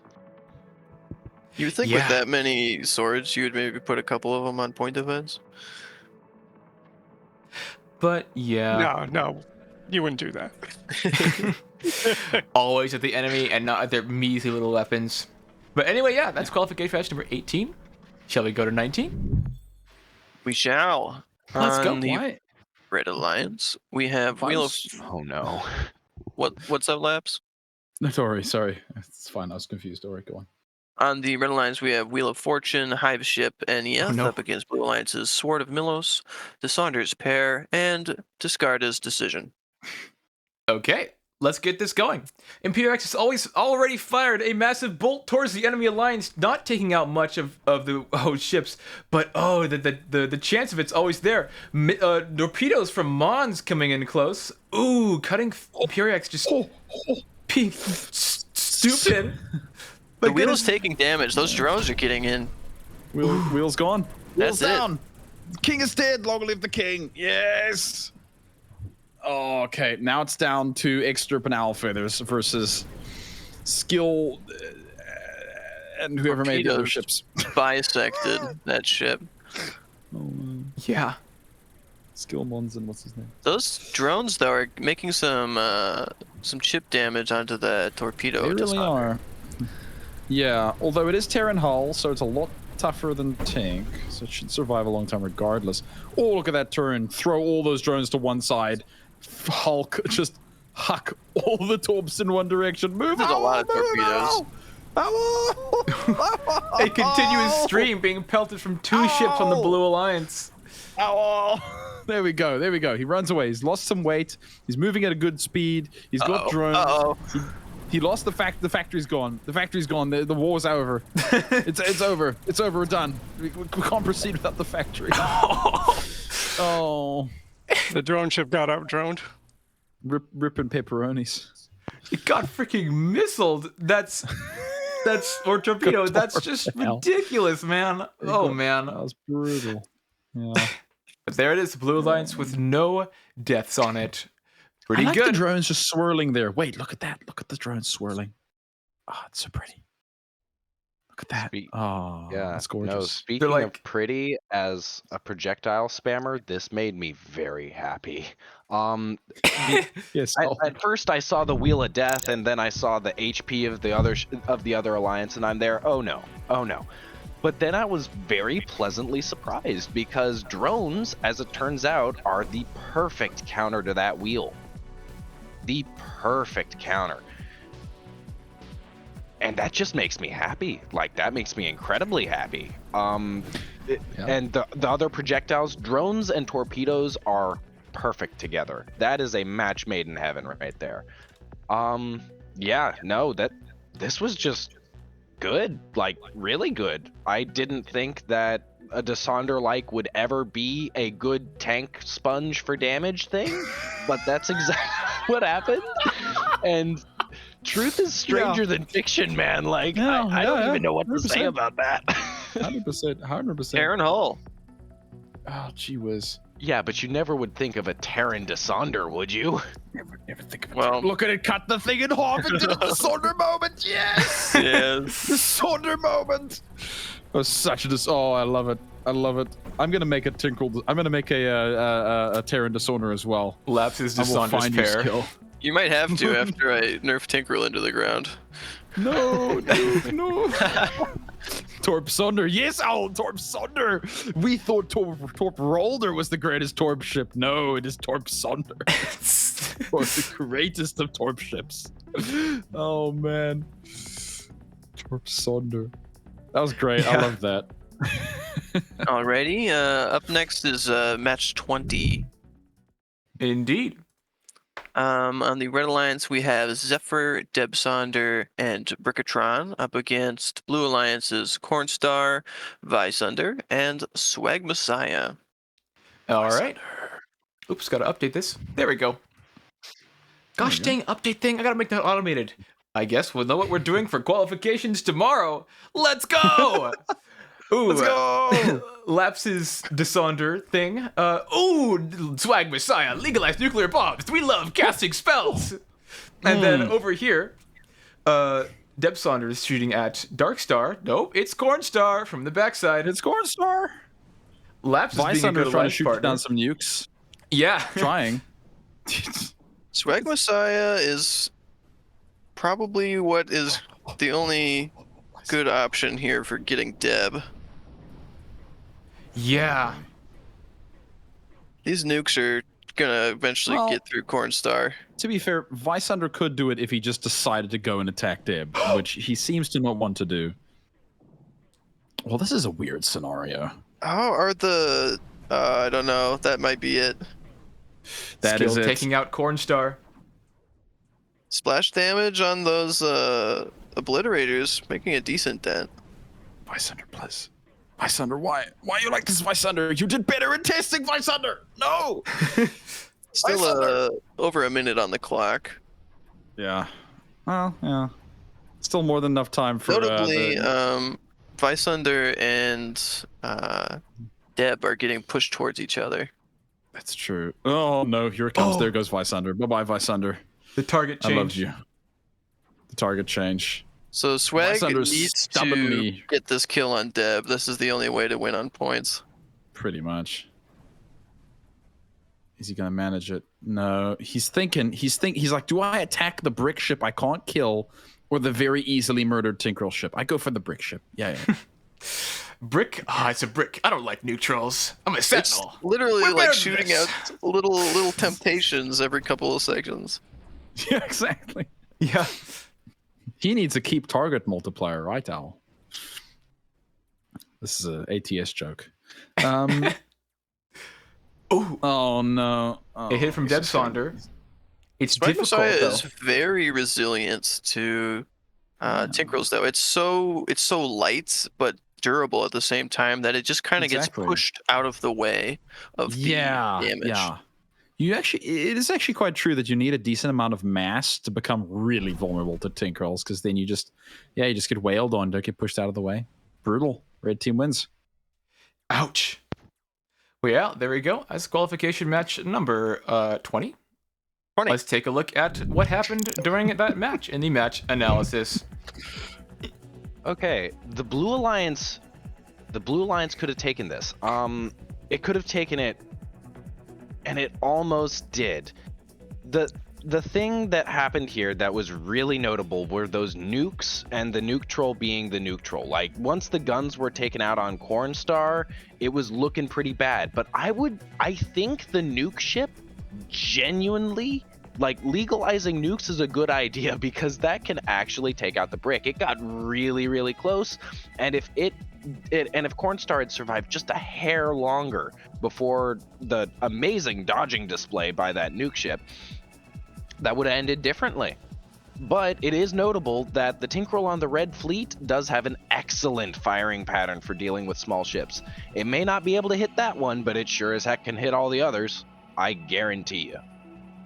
Okay, we need to not call it the nuke ship because it doesn't have any nukes. It's shaped yes. like a nuke. You You call were it the confusing ship. me a bit there. I was like, wait, what? We should call it the Fat Boy. That's what we Fat should boy. do. How about Ship There you go. Nuke? How about Swag Messiah? How about that? Yeah, literally the name. No, it's too long. That's what you Swag- get for having an Swag- insanely long name. You get turned into whatever you are. We're gonna give You you a get nickname. Swag.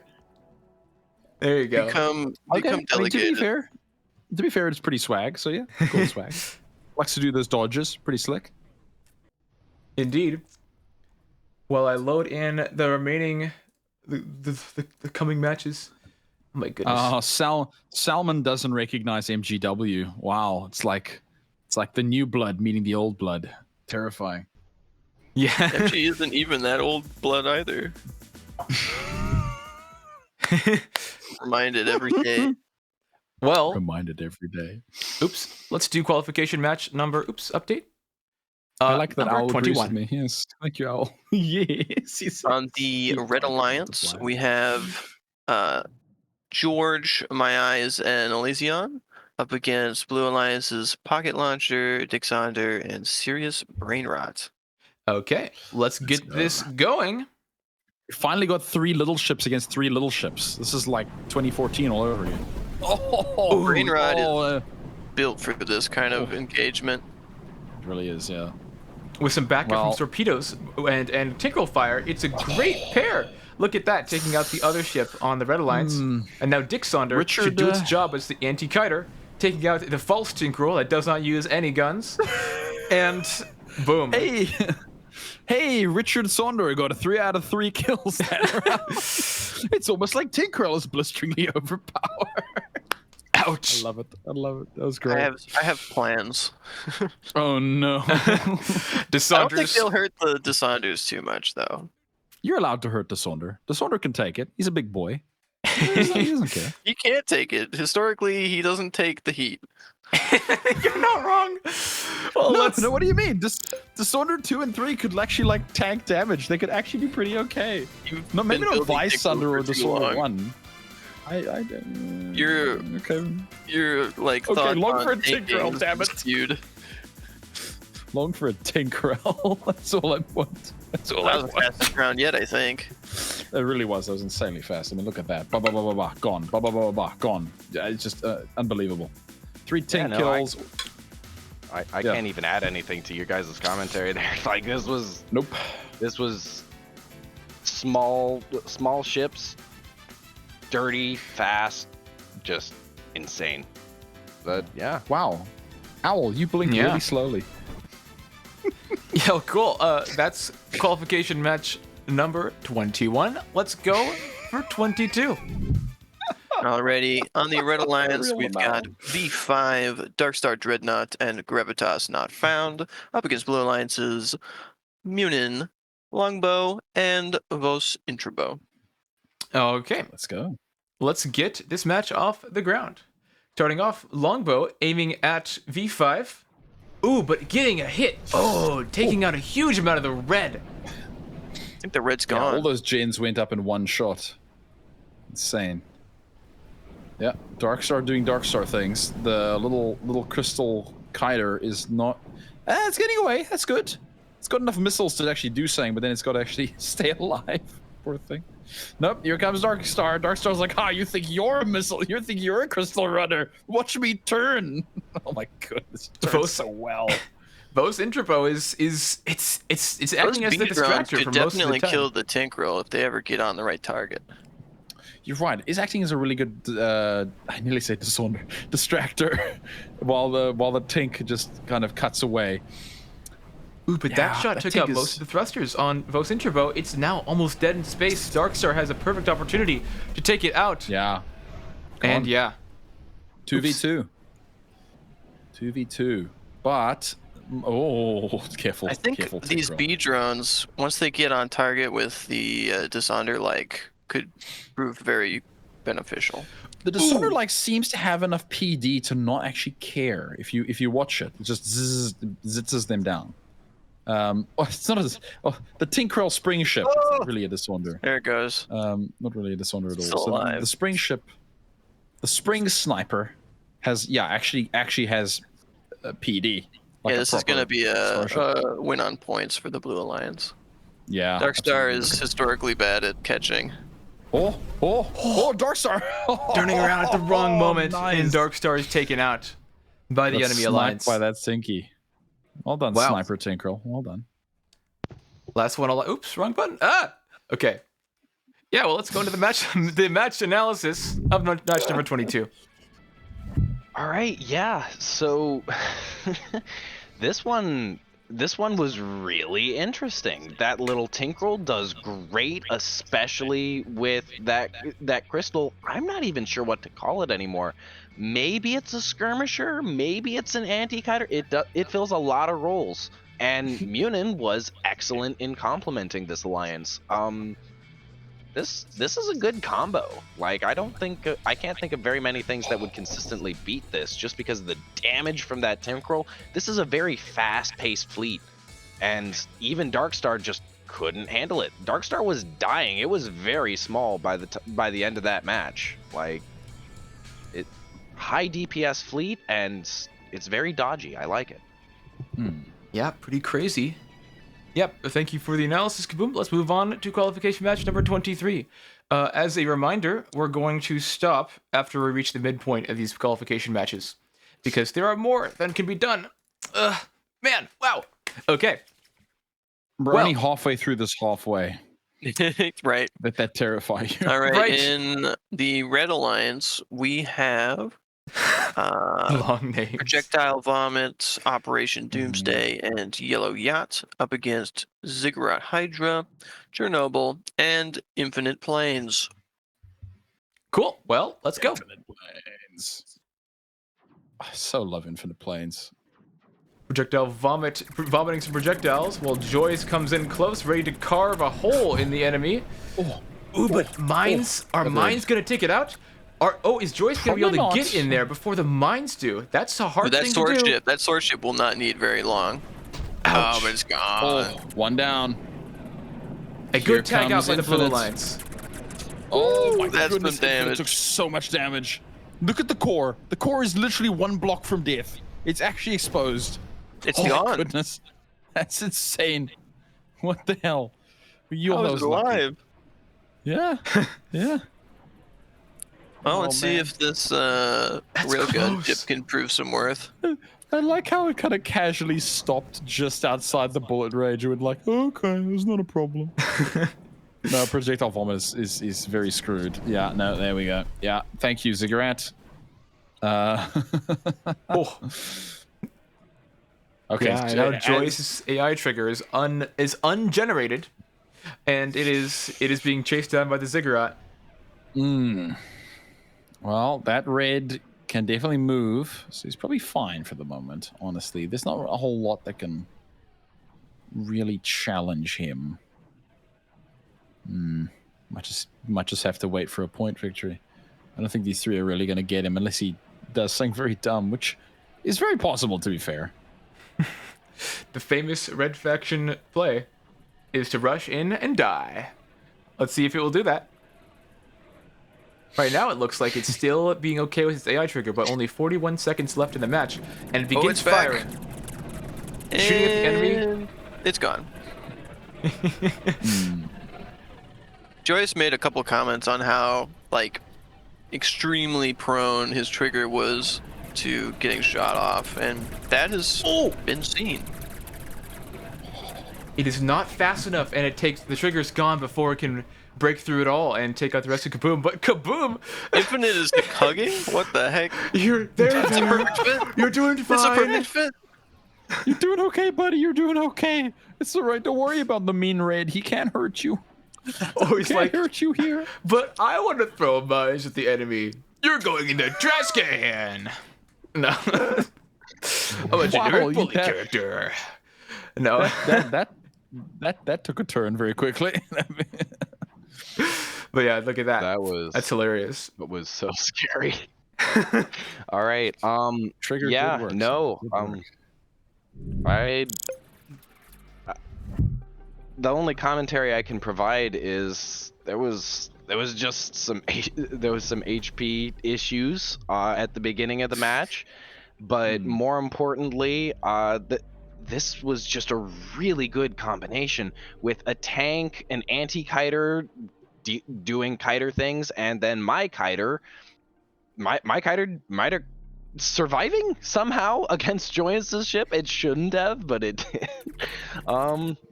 Yeah, no, it just worked, and it worked well. This was a good combination. For what it's worth, the Red Alliance had a good start.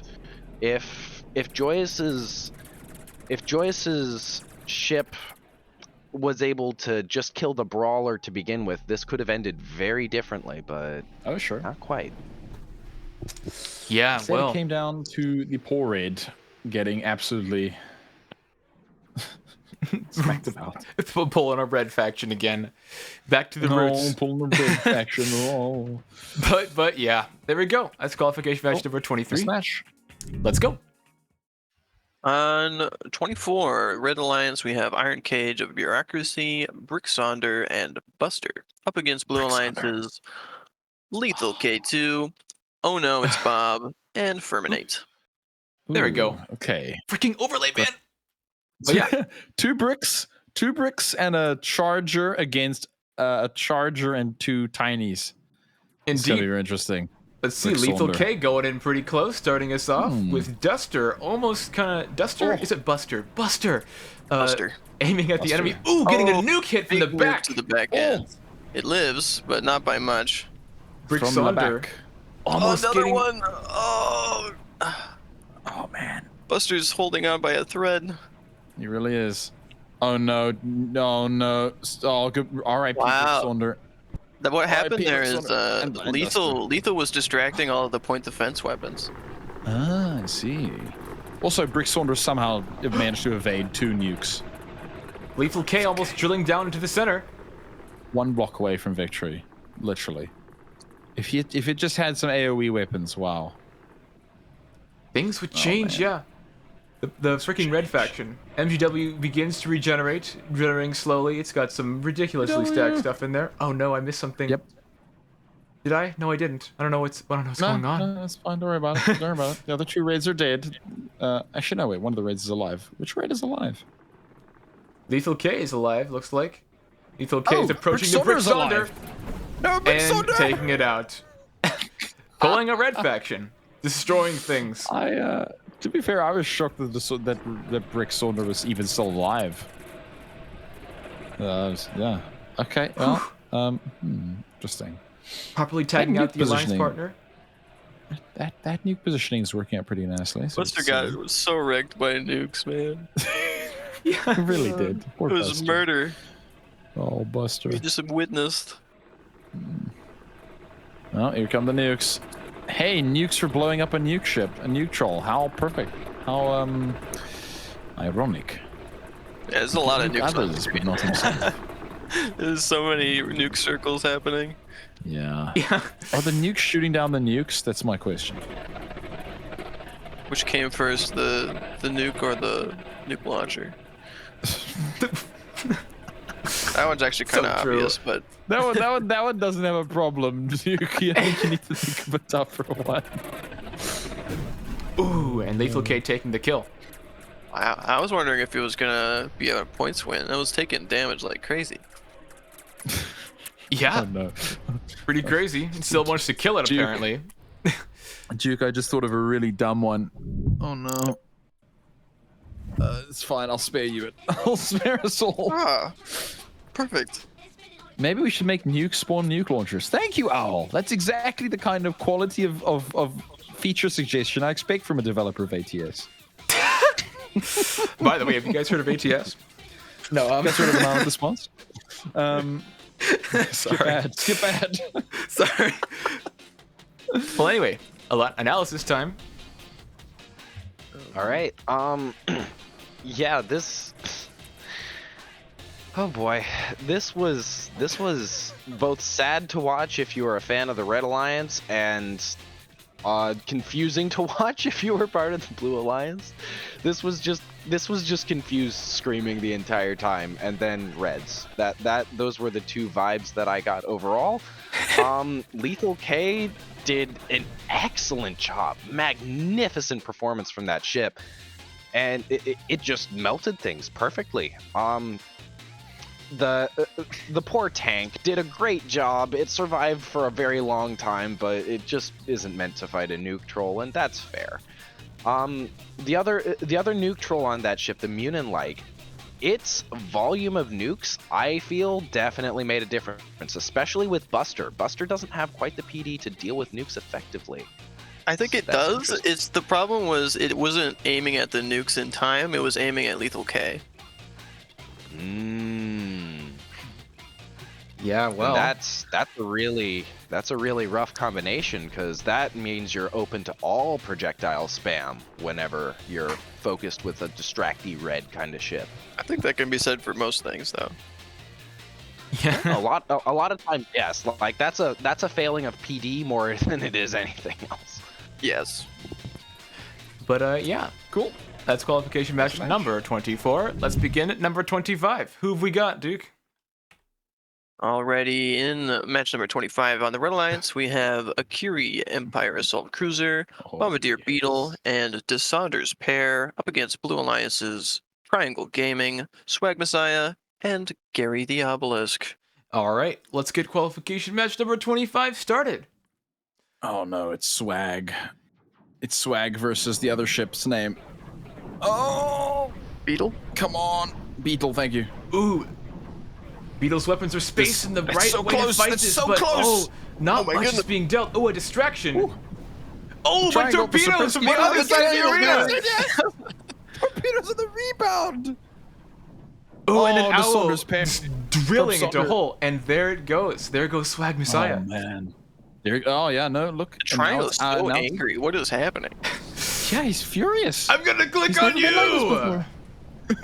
I'm gonna click on you. Oh, Let's look watch at this. Akira. Oh, Wow. Oh, assault cruiser. Yes, assault cruiser. Is it like 9 guns or something ridiculous? And 9 guns. Yes, a stupidly, retardedly, ridiculously high number of Tigro guns on one ship. it's so 9 brutal. guns. Yeah, confirms Owl. Yeah, Owl's Oh. got the better triangle in this matchup. He does have the better triangle. Oh, Serpinski triangle. R.I.P. Such a cool ship, and yet so wrecked. Ouch. Oh, Well, I guess you could say Triangle Gaming. triangle game. Let's move on to the match analysis. I need to make a triangle for older. Gentlemen, we got him. The nuke messiah has died. It is the king has fallen, my man. Like, and Long live the king. that matchup is really rough. Like, I didn't realize how rough that would be with that skirmisher.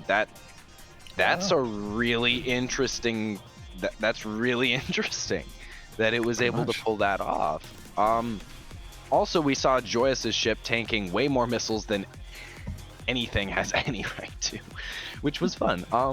Yeah, no, there was just a lot of good things that happened for the Red Alliance here, and they're sturdy ships, they're good ships, and they had a great matchup. It was exciting to watch. Yeah. Well, very cool. Thanks for the analysis, Kaboom. Let's move on to qualification match number 26, shall we? Alrighty, Red Alliance. We've got George, Atropos, and Pocket Launcher up against Vysunder, Yeth, and Sword of Milos. Oh, I might get to see Vysunder do something useful for once. Okay, besides the time it tried to do a 1v3, which was pretty awesome, but maybe it'd be okay. Let's go, go. little ball ship. Little ball shield, let's go! Oh, being taken out. Good God. There you go. Got Vice Thunder. Commentator No, bias Vice always Thunder. works. Red Ooh, Vice but a Thunder, sword of protons, but not an actual proton sword destroys the sword of Milos. Atropos going for the collateral. Oh my goodness. Atropos.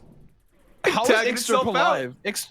Extrip, how? How did you do this, Extrip? How did your ship survive? Hey, it's me and Extrip versus Atropos and what's his face? Oh no. Yeah. I can Pocket never remember launcher that is small picking ship's name. apart. Yes. Pocket launcher, thank you. Yeah, Pocket launcher's doing well. He's got a lot of It's missiles. very well behaved. Oh, rebound. Oh, that was painful. An expertly Bonk. timed tag out. Oh man. Oh man, Extrip. Yeah, come on, Vice Thunder. Vice Thunder, Atropos is please. taking a lot of damage. Ooh, Vice Thunder's Atropos gone. is- Not Vice Thunder. What the hell is that ship's called? It's Atropos. called Atropos. Atropos yes. is gone. Well done, Extrip. That was a hell of a shot with those torps. Okay, 2v1. And It's now up it's to Vice Thunder Pocket versus Launcher Little to Ship. get this done. Yeah. Well, the problem is, Pocket Launcher now has to get into melee range with a skirmish Tinkerel. I don't know if this is going to work out well. Oh, there come missiles on the side. Torpedoes. The torpedoes are Torp what's gonna rebound, do torp it. rebound. Ooh, God, Vice Thunder. Oh, right through the ship. Right through the ship.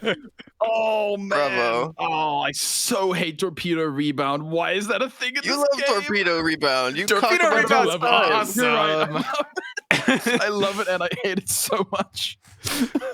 Brutal. It's so busted and so funny. So Oh, if I could hate say torpedo something, rebound. like go the into the whole match point of replay. Pocket Launcher is the whole point of Pocket Launcher is just to be small enough to maneuver and actually try to shoot the torpedoes at things that you wouldn't normally be able to hit with them. So Yeah. He does well. That's great. Exactly as he was designed. Dude, That's awesome. when I saw this match, I thought that I genuinely thought that skirmisher was just going to eat this entire alliance. And then there was this heroic sacrifice by Exterp, sacrificing himself to take the most dangerous thing on the. It just was all for naught because torpedo rebound. This was incredibly reassembly. Like if you look up reassembly in the dictionary, it's just this match. Like match, so wow. much went right and so much went wrong. Nobody won. Nobody won. Nobody won! Wow. That's a hell of a statement. You know what, Kaboom? You're right. I agree with you. Pocket Launcher man. getting four ranking points that time. It's a pretty good haul. Yeah. Pretty brutal, man. What was the other ship that got instantly aced by Vice Thunder? What ship was that? That was Jammy's What's this? thing. Oh, Jim. Oh, no, that was as and his friend George. Yeah, it's George. Oh, it was George. Oh, R.I.P. George. Gone before his time. Didn't even get to do anything. Ouch. Luix. Well- Luix. Victor Armada, on the other hand, I have heard of, while everyone says they've never heard of a reassembly. Amazing. Well, let's get qualification match number 27 off the ground, shall we? Let's go. Michelle. On the Red Alliance, we have Dick Sonder, Lap's True Sun Donder, and Targus up against Blue Alliance's Serious Brain Rot, Zephyr, and Darkstar Dreadnought. All right, let's get this match going. Let's get this match going. Darkstar getting a little gouge.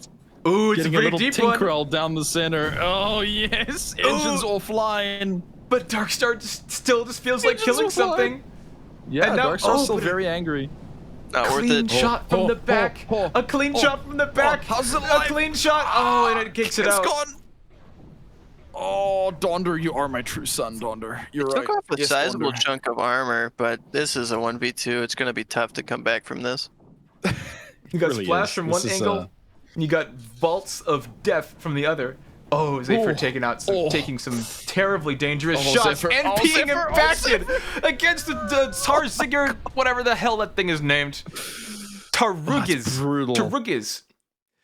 My goodness. Targas, yeah. Yo, that was brutal. I love that.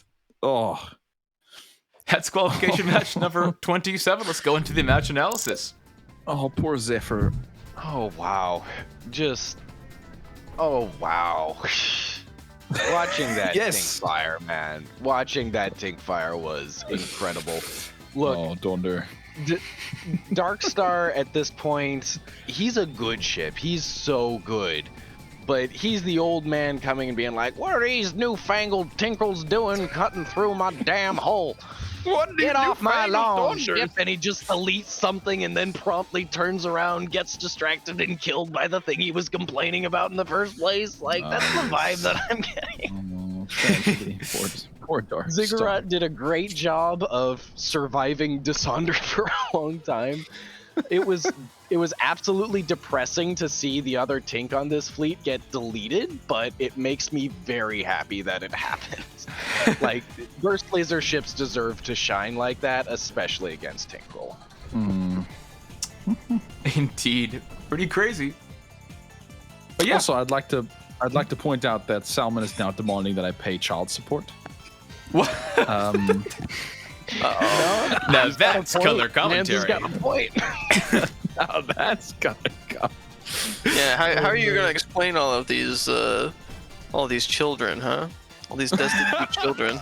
Yeah, Laps is the most prolific womanizer in all of DRRT. Wow, apparently, yeah, somehow. My goodness. Okay, on to the next match. Let's go. Qualification match number 28. Who have we got?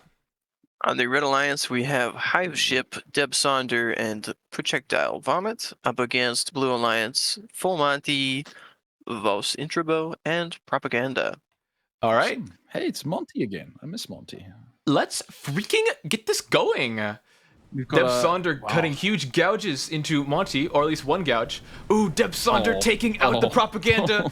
Oh, no more propaganda for the Blue Alliance. Propaganda. Hive Ship is in a bit of a tough spot now, though. But, I mean, if he decides to move in any other direction, he would be fine. But he chooses to sit directly in front of Monty. Monty's weapons are mostly gone. I think they're all gone, actually, from the front. I see. Oh, main gun's gone. Deb Saunder's Monty's out. been Deb detached. Saunder has a gun left. Oh, no, he has a gun left. But not for much longer. No, Deb Saunder's And down. Deb Saunder's gone. Okay. No! Ooh. 2v2. 2v2. I repeat, Let's see Monty how has this been goes. released.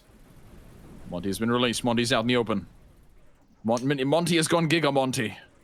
This is a FNAF Yo! reference. Almost a sick play! Oh, that was a good rebound shot. Yeah. Taking out most of the drones, and they can't really seem to get through the shield, can they? They're getting through the shield. That's actually a lot of drones. Yeah. I mean, all of the points are almost drones, so that is a lot to deal with. Yeah. A lot of missiles. A lot of missiles going for that. Going for Most of Monty's projectile forward vomit. thrust has been cut off at this point. Woo, pardon me. Ooh, and an excellent tag out by Luex. Whoa! That was Monty getting destroyed, that little hit. Ow. Oh, Monty. I thought very simply had died. I was going to die there for a second. Yeah, what happened there? That was your ship getting popped. Well, you're in Oh yeah, first ship it being makes popped. it makes the game angry when it dies. It's like a hit delay in some like fighting game. It's like It's not quite as bad as Void was, but it's around that bad. ouch. Absolutely. What is this little crystal ship? I can't remember its name now. Vos Introbo? Vos Introbo, thank you. Well, Vos Introbo is in a very bad space. He's being hive shipped. Oh, It no. still has all of its armament and is already regenerating the rest of its hull. Nice play. Wow. Deny them the ranking point. Let's go. Oh, man. I think Monty wagered all of it on that one chance at glory, and then got all of its thrusters shot off and died to drones slowly. Yeah. Ouch. Yeah. But yeah, there we go. That's qualification match number 28. Let's go into the match analysis. Wow. Like, okay, so it was an effing chat when Propaganda died, but that was such an incredible effort by the Blue Alliance after that. Even though they were down a ship, that little crystal ship, Vos Introbo, that's really well behaved. Like, that's scarily well behaved. It was able to take out a ship. It was able to survive way longer than it should against its natural counter drones. Like, Drones should kill a small ship like that. Even though it's crystal, drones definitely almost killed it, but it was just able to live. An interesting tactic that it uses is it shoots its missiles as point defense and then charges in with them. Oh, you got the glory I really shot. like that behavior. And Monty, of course, did an excellent job surviving as long as it did in its small form against drones, which are supposed to kill small things. But the Red Alliance just ended up proving to be too much. And while I accept it, it felt very well balanced. A lot of these matches are just, they feel right. Like, this is a good DRRT. Yeah. I'm going to comment one thing. It looks like Full Monty was taken out by projectile vomit. Interesting. Yeah. I think it happened off screen. Yeah, I just wanted to make sure that was known. But yeah, thanks for the analysis, folks. Let's go into qualification match number 29. 29. We got Discard's Decision, Elysium, and Yellow Yacht on the Red Alliance up against Ziggurat Hydra, Lethal K2, and Iron Cage of Bureaucracy on the Blue Alliance. All right, let's start this off. The Green Alliance? No, the glorious Lethal K Red rushes into close range. Ouch, I don't know who that was. Rough. Heading back, tagging its alliance out. Good plays for the Blue Alliance. The supercharged Gorse ship got obliterated by a raid. That's unfortunate. Before the drone mass drone can ship. accumulate, Splinter goes in trying to take it out to save its alliance partners who can't deal with drones quite as effectively. And there it goes, taking the ship out. Yeah. Well, 3v1, and it all comes down to the raid once again. Are you ready for raid this? is extremely survivable somehow. Oh, Lethal K getting the shot up first. Taking out the ship pretty brutally. Turns out the faster raid always wins. Indeed. Let's go into the match analysis. Lapse moment number 2. What do you mean, Joyous? What are you saying? Why is it a lapse moment? Okay.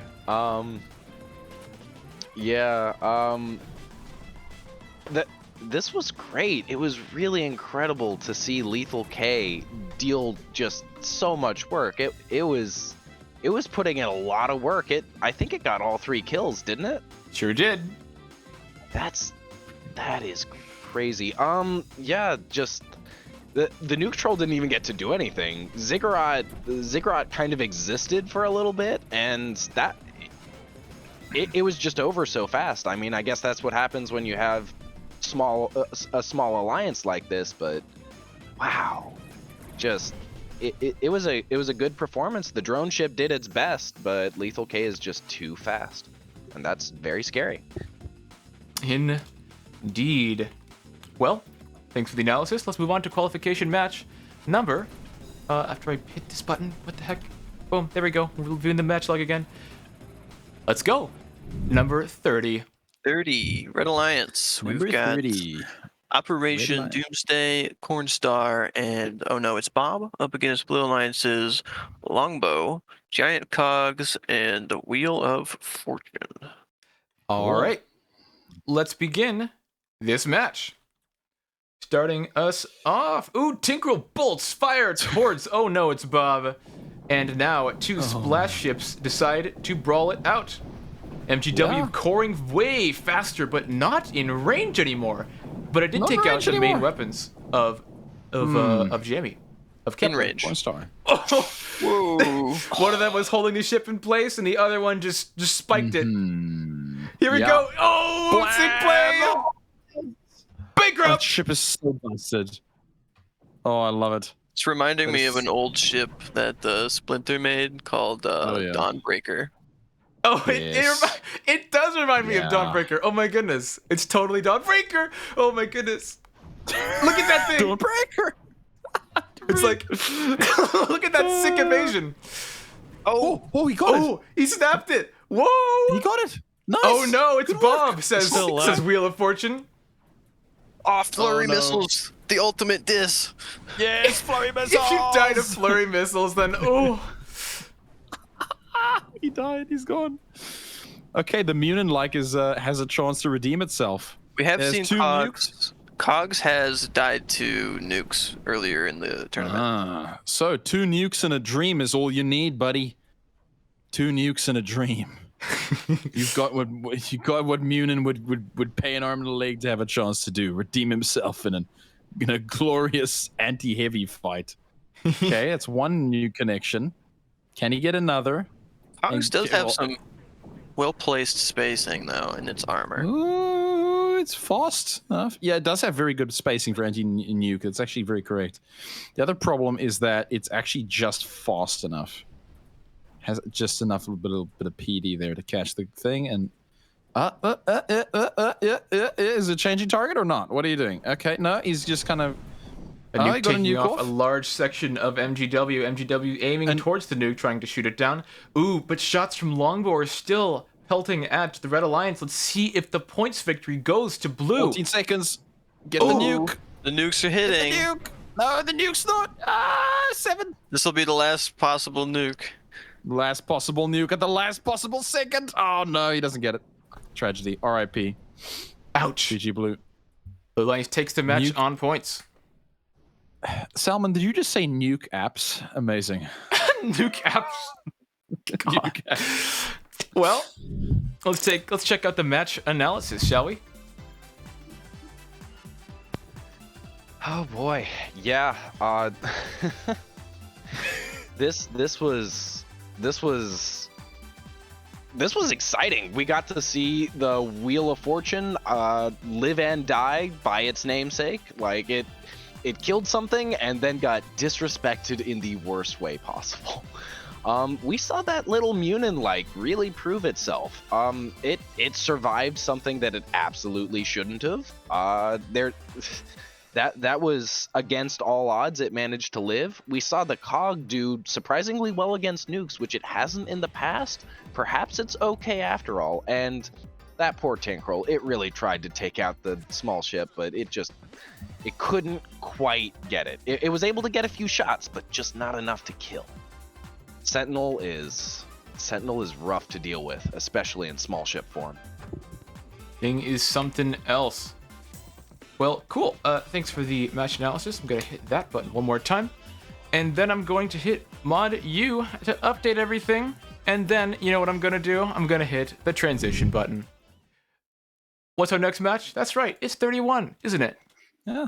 Hey, infamous Yenyu is saying, I made Dawnbreaker, you turd. Dawnbreaker? There was a Dawn Waker. Herald of Dawn. The Day Wakers. Herald of Dawn. I see. Yeah, this is an old modded tournament. Anyway, 31. We've got Gravitas Not Found, Infinite Planes, and Munin up against Buster, DeSaber, and Gary the Obelisk. All right. Let's get this freaking going. Starting off. Ooh, DeSaber firing some glorious Dissonder-like tinkle shots at the enemy. Absolutely. Oh, the beam. Oh, the beam. The focused beam down the center, gone. And now with that Infin is distraction not gone, built to fight that kind of threat. That kind of distraction is very important. Was very important for the Red Alliance in previous matches. Extremely. And yeah. I don't know how the Red Alliance is going to be able to deal with this, especially when you got that Tinkerel bearing down upon the enemy. Ooh, it's getting close. Yeah. However, the red is doing an okay job of dodging it, and they have Munin. Munin won't get hit by the red. Well, I mean, by the Tinkerel. Really shouldn't be, right? But the red. Why is this red acting like a Terran brawler? Why is? It's the most unread red I've ever seen in my life. Amazing. He's cutting him through though. Ooh, good teamwork. Avoid. Boing. Oh no. Oh, is it sliced in half? Little physics glitch in there, keeping the ship alive, and the ship is gone. Ship gone. You never rebound in front of a Dissonder, boy. That was your first mistake. Munin is trying to take down Gary, the Obelisk, but is it failing or is it succeeding? Well, here's the thing. If Munin actually just goes for the Dissonder, then he would actually get a kill, but he's not going to do that currently for some reason. Go get him, Buster. Go on, Buster. Push Munin towards the extremely vulnerable Tinkrell ship. That's what we want him to think. Come on, Munin. No, Munin's is like stubborn. Is the Saber the one that has like really high damage shots? Yes, very high damage. It's a dishonder. It is actually a dishonder. It's a proper dishonder.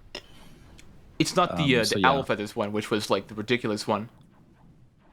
But yeah, it's still pretty dangerous and is much longer range than Owl Feathers' Tinkrel. And Unit is still flying around. Will it get the point? Will it deny the Blue Alliance the points on gosh danged destruction? Munin hiding behind cover, call of reassembly, says Sal. Yeah.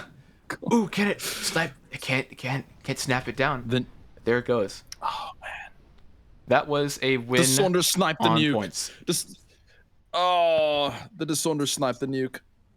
The Saber sniped the nuke. Incredible. Brutal. Well, yeah, there you go. That's qualification match number 31. Let's go into the thing now. Match analysis. Oh, wow. Okay, so Munin was doing a great job. Gravitas Not Found was exhibiting some really interesting behavior for a red. The entire Red Alliance was just very interesting in the way that it was trying to fight. Not the way that we've normally seen. Unconventional and sadly not what got them the win, but it was very interesting to see the ships act this way. Munin not being very killy towards a Tinkrel is the strangest thing that I've seen in my life, but you know, it was interesting. And Buster was very well behaved. Its nose is very thick and notably does not have components, which really did it can do a great job of points denying ships that hit it in the nose really hard, which is where it's supposed to get hit. It's good design. Indeed. Well, thanks for the analysis, Kaboom. Let's move on to the next qualification match, which is match number 32. Who have we got, Duke? On the Red Alliance, we've got Bombardier Beetle, Minveld. Mineveld. I keep messing that one up. Terminate up against Blue Alliance's My Eyes, V5, and Akari Empire Assault Cruiser. All right, let's get this going. Starting us off. Make me proud. I don't know. That Beetle is angry. It's distracting He's the enemy alliance. Angry. Oh no, he turned the Tinkrel into him. No, the Tinkrel! That B-ship. What is that B-ship doing? What is the B-ship doing? Ooh, but your ship lab's taking out the Tinkrel you're so fond of. Tinkrel I'm so fond of. I have now its enemy. Oh no. And now Mons says, while I am not a normal Tinkrel, I am still a Tinkrel. Field use rocket drones. It is. Whereas, well, Minefeld doesn't really care. Minefeld can, as events of Minefeld, don't block your allies. We're just like, yeah. Boing! Quick collision in the middle of a match. A lot of firm I just punt my allies' core towards that. Dude, V5 is just like, hey, how's it going? Hey, what's up?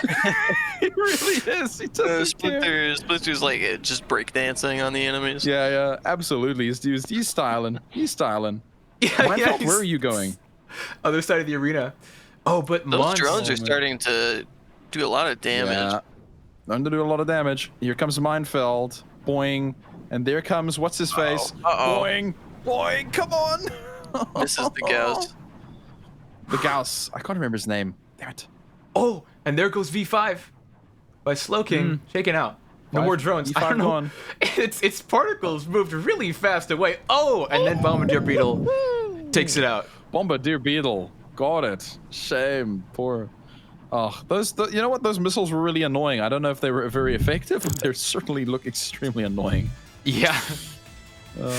What am I up? It was definitely whittling away MGW's Crystal, but you know, Crystals don't have point defense, so.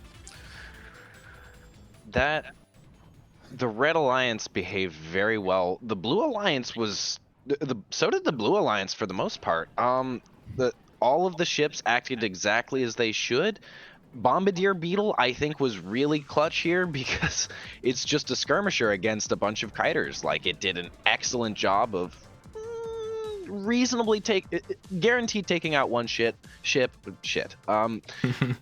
Almost taking out two. Honestly, though, all of the Red Alliance behaved pretty well. Unfortunately, Minefeld didn't really get to shine as much as it should have because rocket drones are oppressive for any spammer ship.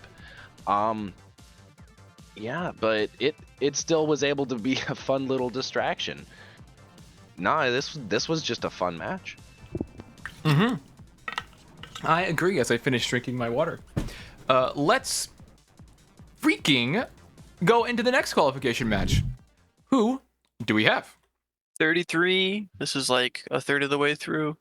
Red Alliance, we have Bricksonder, Chernobyl, and Zephyr up against... Wait. No, that's right. Yeah. Okay. Up against Blue Alliance's Glowstick, Brickatron, and Triangle Gaming. Thumbs up. Let's freaking press the buttons to make this work. Play! Alright, starting us off, Zephyr distracts the enemy alliance and gets missiled, but not because it's pretty good at evading, cutting some holes in the mouse pointer.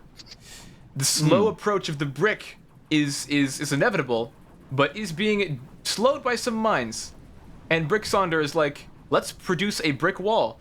And oh, not really. They're like, no, I'm not gonna do that.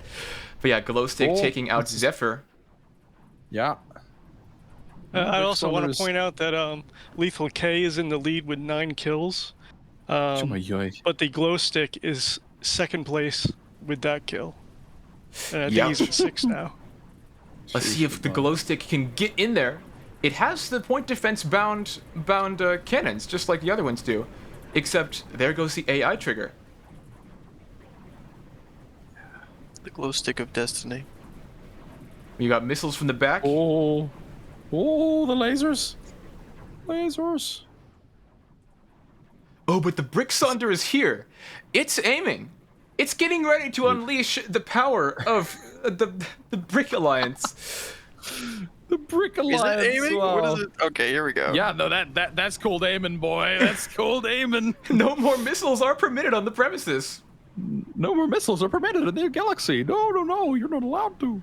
Sorry, by decree of His Highness Disorder Mark II. Ooh, you can see it freaking out about the nukes right there. That was Chernobyl. Almost getting nuked, but then evading at the last moment. Ooh, but the mine got it, actually. Might be. Oh, a good hit. Oh, that was bad. That's it. That's And it. there it goes. Yeah. Cornered by 3 members of the enemy alliance. Well, how is it that the Bricksonder somehow survived to be the last one alive? How is this possible? Bricksonder? Bricksonder, are you okay? It's like, oh, I'm awake. Here, goodbye. You woke him up. Here, goodbye. Yes! 4 of your weapons columns are dead. Hello, how's it going? Hey guys, my name's Bricksonder. Yeah, surname's Dishonder. Yeah, I'm from the same guy. Don't worry about it. I'm getting hit by 1 That's my missile dad. every time. Oh no. I like that the nukes keep just detonating before they reach him, and he's got like one little PD gun shooting down the stupid side things. The Red Alliance took the match. The Red Alliance wins. With no ships. What the frick? No ships on the Blue Alliance died. Wow. Nice work. I guess that's what happens. That's incredible. Okay. There you go. Bricksonder. Yeah, for all the red team's points in that one ship. Pretty much. Somehow. Yeah. Dude, what the heck? 70. You need broad shoulders to carry your alliance that hard. You need Yeah. broad shoulders. Need broad shoulders and a big gun, boy. What Oh, was man. that? Great question. That was a Red Alliance moment. I don't know how that happened. I don't know how that happened either. Someone got bricked. He's Somehow gonna won brick on my points. computer. Hold on, wait. So they were 13,000, and then Bricksonder, how? Bricksonder, what did you do? How did you? Literally like the last couple of seconds. The very final seconds, he like got a hit on. It The must have been Glowstick. like, yeah, on Glowstick or someone to have gotten those points. That's insane. He's still doing nothing and it's 79,000 points for 2 minutes. Yep. Somehow won. This feels like a very Owl, you saying they somehow won on points is very much a somehow Palpatine has returned kind of moment. It's like we all feel cheated, but that's what happened. Somehow red team won. Man. Pretty I mean, crazy. to be fair, blue team was incapable of killing a brick Sonder, so I think that is on them actually, honestly, if I'm to be fair. Does that wreck your rankings, Simple? I don't think so because it's mainly like glow stick is Look still how close second. the ranks were. Wow, that's incredible. Right. Classical save. But yeah, Lapsus blessed Brick Sonder with his gift. Somehow Brick Saunders won by AFK. Very good job, Brick Saunder. Thank you. well, So our next dumb. match is whom? Oh, they're freaking overlapping, man. Freaking over. Next match. We're on 34 now, so that should be Red Alliance, Deb Sonder, Turgiz, and Swag Messiah up against Dick Sonder, Lethal K, Dose, and his friend George. Okay, this should be fun. Here we go. This should be fun. Let's And freaking Lethal go. K is our Lethal K is our current leader. Right. Interesting. Let's see if So our we rank are- 1 competitor will keep that title. Deb Saunders swiping Well- at the enemy. Ooh, and who's that? Someone on the blue line just died. Oh, but a Swag Messiah just legalized some nuclear bombs. Deb is probably the best ship for killing Dick Sonder. Probably, yeah. Oh, I say that, but then never mind. Apparently it's swag. Yeah. Apparently it's just swag. there Oh, it is. there we go. No, I mean to be fair, Deb to take it out. Yeah. Yeah, Ouch. if you have 3 ships, eventually they'll get it. We almost. That is fair. And Swag Messiah almost legalized some nuclear bombs and then made some honey with bees. So let's stop that pun brigade and That's continue probably the second into fastest match so far. yeah. Let's see what happened in the match. Let's get some analysis in this joint. Oh boy. So I saw the amount of DACA on the Blue Alliance, and I was like, okay, that's not good for these two tanky ships. And then everything was saved because I saw the nuke, and nukes became legal and were free for all, and everything died. It was fun. It was very fun. Notably, the nuke pairs very well with Ziggurat because they can keep up with each other. And that means the nuke has a nice meaty distraction, and the Ziggurat has something that can kill small little annoying shits. It's all good, man. It's all good, man. Swag. We're calling him Swag for consistency. He's All right. brutal. I love him. What a like great nuke. ship. All right, swag it is. I'm sorry. Glorious. I'm so sorry. The ship nuke. The problem is in the heat of battle, if you call out nuke and there's actual nukes, it's going to be ultra confusing. It's the only reason. It's the only reason. That's fair. Well, anyway, let's get the next match going. 35. Indeed. Alrighty, we have on the Red Alliance, Yeth, Yellow Yacht, and Longbow up against Blue Alliances of both Intrabow, Elyzio, and Giant Cogs. Okay, let's get this freaking going. Starting us off, Longbow firing at the enemy alliance with some big shots. Ooh, big damage going there. EF getting a nice shot on MGW. Oh, the core is on this side. Oh, Vos Intrabow. Oh, ow. Getting longbowed. Yeah, this is just way too many quick ships. No, 1v3. No. No. Mega Cog is down. Cog down, torpedo? boys. Cog down. Big torpedo? Oh, torpedo chunks are going in there. You can see them. Oh, but Oh my it's goodness, closing the water. gap. Oh, but the Torpedo! weapons were destroyed. Well, not all of them, clearly. There's some left. Not enough, but some. This is what I think of your stacked armor. Oh Go my on, goodness. extra. There it goes. Almost getting longbowed, but killed by EF. Fair and square. Pretty cool. That's match number 35. Let's take a look at what happened. Yeah. No. The Tinkrel made this. The Tinkrel made this happen. Yellow Yacht and Eth were great as supports, but that little Tink, that Longbow, Longbow really saved them because the Blue Alliance very much had the capacity with Vox. It definitely had the ability to take out some serious ships, and if it weren't for the torpedoes from Ith, bad things could have happened to Ith. So Ith kind of saved itself there.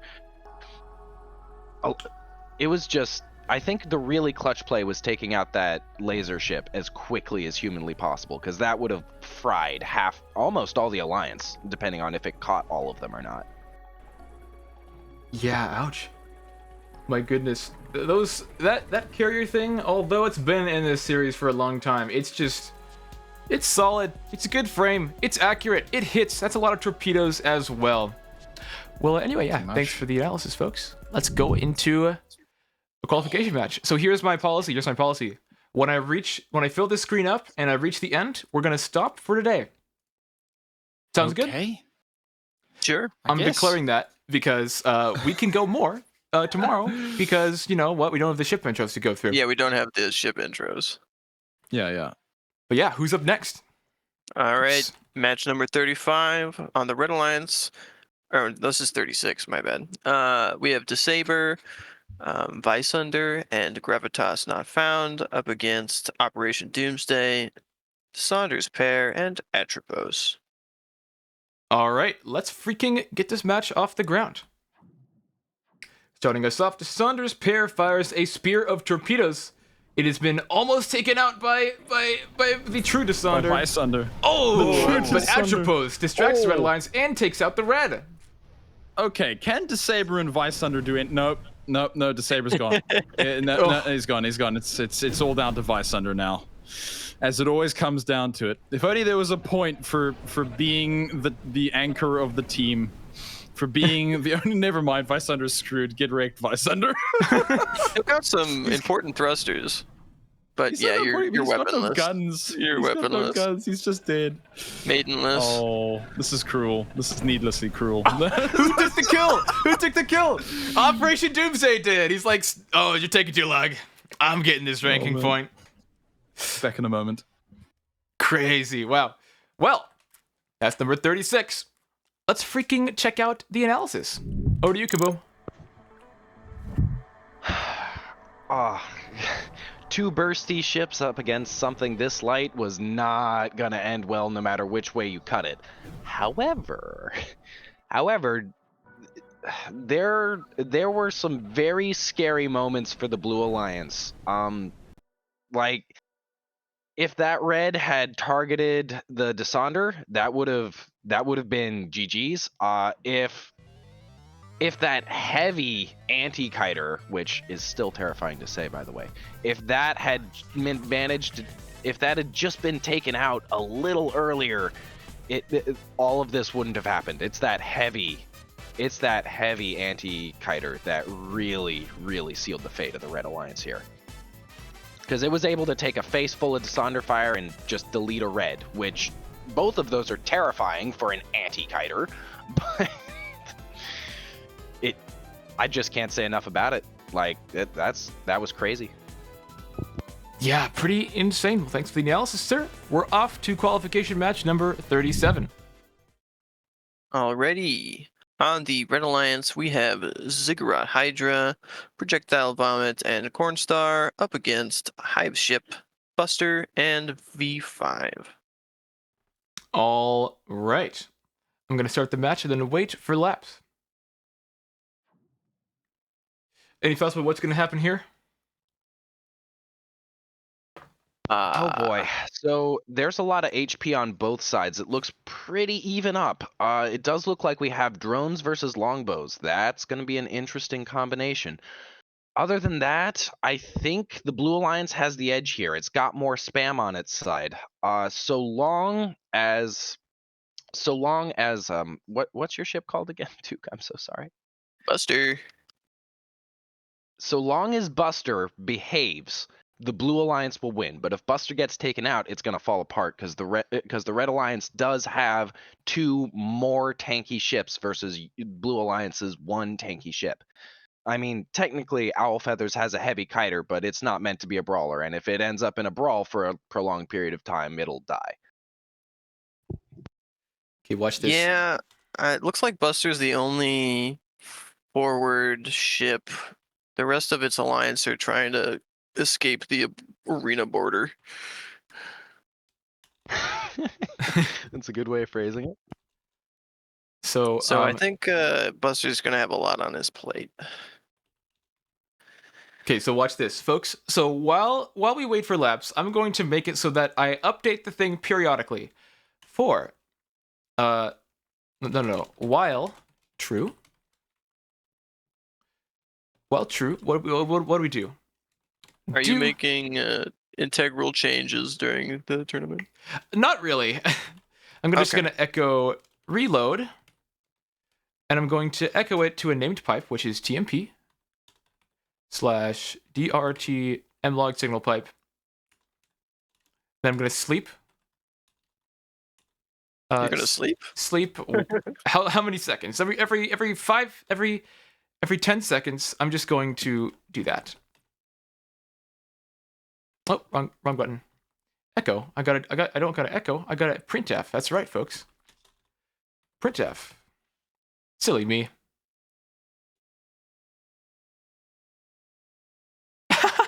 Let's go. It's gonna update automatically now. Don't you love Bash? I love Bash. Okay. Cool. Print F in the chat for debris. It works. That's so stupid, man, but it works. So every 10 seconds, we're going to reload it. Are you back, Leps? Hi. Yes. Welcome back. Let's get this match going, shall we? Let's go. Print F? What? What is happening? I might need to pause this. Why print F? What's happening? I'm echoing some stuff, folks. Sleep 10, more like I'm gonna sleep 30 or 50. Because I don't want it to happen too often. Cool. Anyway, are you ready? I think we're ready. Let's freaking go. Starting us off, some missiles or torpedoes from Buster. Have we done qualification match 37? No. Here it's happening. Awesome. Debris, you're going insane. Debris, it's okay. Don't worry. We'll tell you. Cool. Okay. Look at Cornstar just absolutely wailing on Buster. And Crazy. The AI trigger goes soon. Somehow Buster is still alive. This is impressive. Oh no. Lee. Oh no, V5. No, he ran into the carrier, couldn't run away. Yeah. Poor old Hive ship. Yeah, I kind whatever of it's called. predicted Buster is just gonna have too much to deal with. Ouch. That's a lot of drones, though. I mean, yeah, kind of. Drones are kind of, yeah. Drones are awesome, and they're also very strange. They can either be insanely broken or very weak. I love how they're just never somewhere in the middle. Yeah. Red Alliance. Okay. Like just grabbed onto Buster's corpse. Oh yeah. Brother, no! No, he's just bringing them along. That's so funny. Projectile vomiting projectiles out of the arena, but while trying to leave the target. Yes. Very interesting. Ooh, but those drones, they're getting there. They're kind of getting there. Once they accumulate enough, then the ship's gone. I don't know how to fix B drones, man. Nothing I did made any sense. Freaking B drones, man.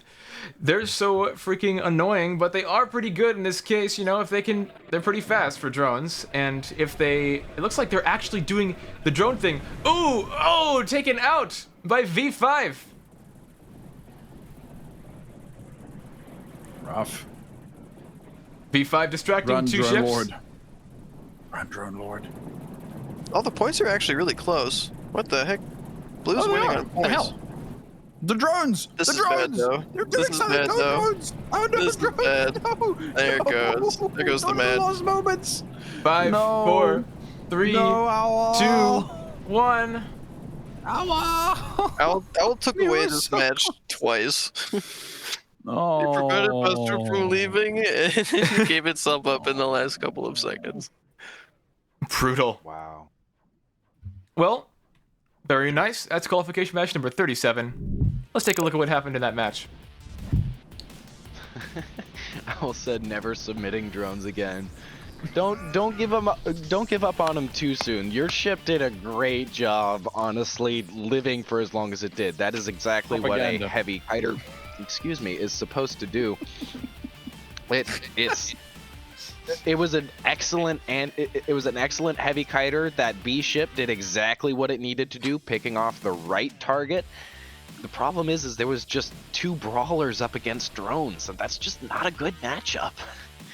It's not, and it makes me sad because it was so promising. Buster getting overwhelmed was just, man, it was rough. Yeah, man. Yeah, Buster's quick, but it's not ziggurat forward acceleration quick. Yeah. No, it's not even just quick. I think it was more a matter of health, because you were getting double teamed. If you outran them, they would eventually surround you, like what happened to Owl Feathers. Being quicker would have helped, certainly, but well, that would have just run me. You just got hit from multiple angles, and you're only meant to be hit from one. That would have just run me into the hive ship even quicker. No, you're right. Yeah. Buster, your ship is cool, Al. I'm kind of throwing some shade at you. Don't worry about it. The only good drone. The only good drone is a B drone, thrown from a B runner. The only good drone is a drone thrown from a extremely light B drone runner. Yeah. Well, drones are bad in like 90% of scenarios. So yes, Owl, it's terrible, unfortunately. But hey, you tried, I guess. Yeah, cool. That was that match. Madness. Cool. Let's go 38. Shall we? We shall. On the Red Alliance, we have Infinite Planes, Brickatron, and Descartes' Decision up against Akari Empire Assault Cruiser, Serious Brain Rot, and Lap's True Sun Donder. He is. Okay. Let's freaking get this going. Lap's True Sun Donder firing a great burst of fire at the brick. Is it gonna cut it in half? Pull a true Desonder.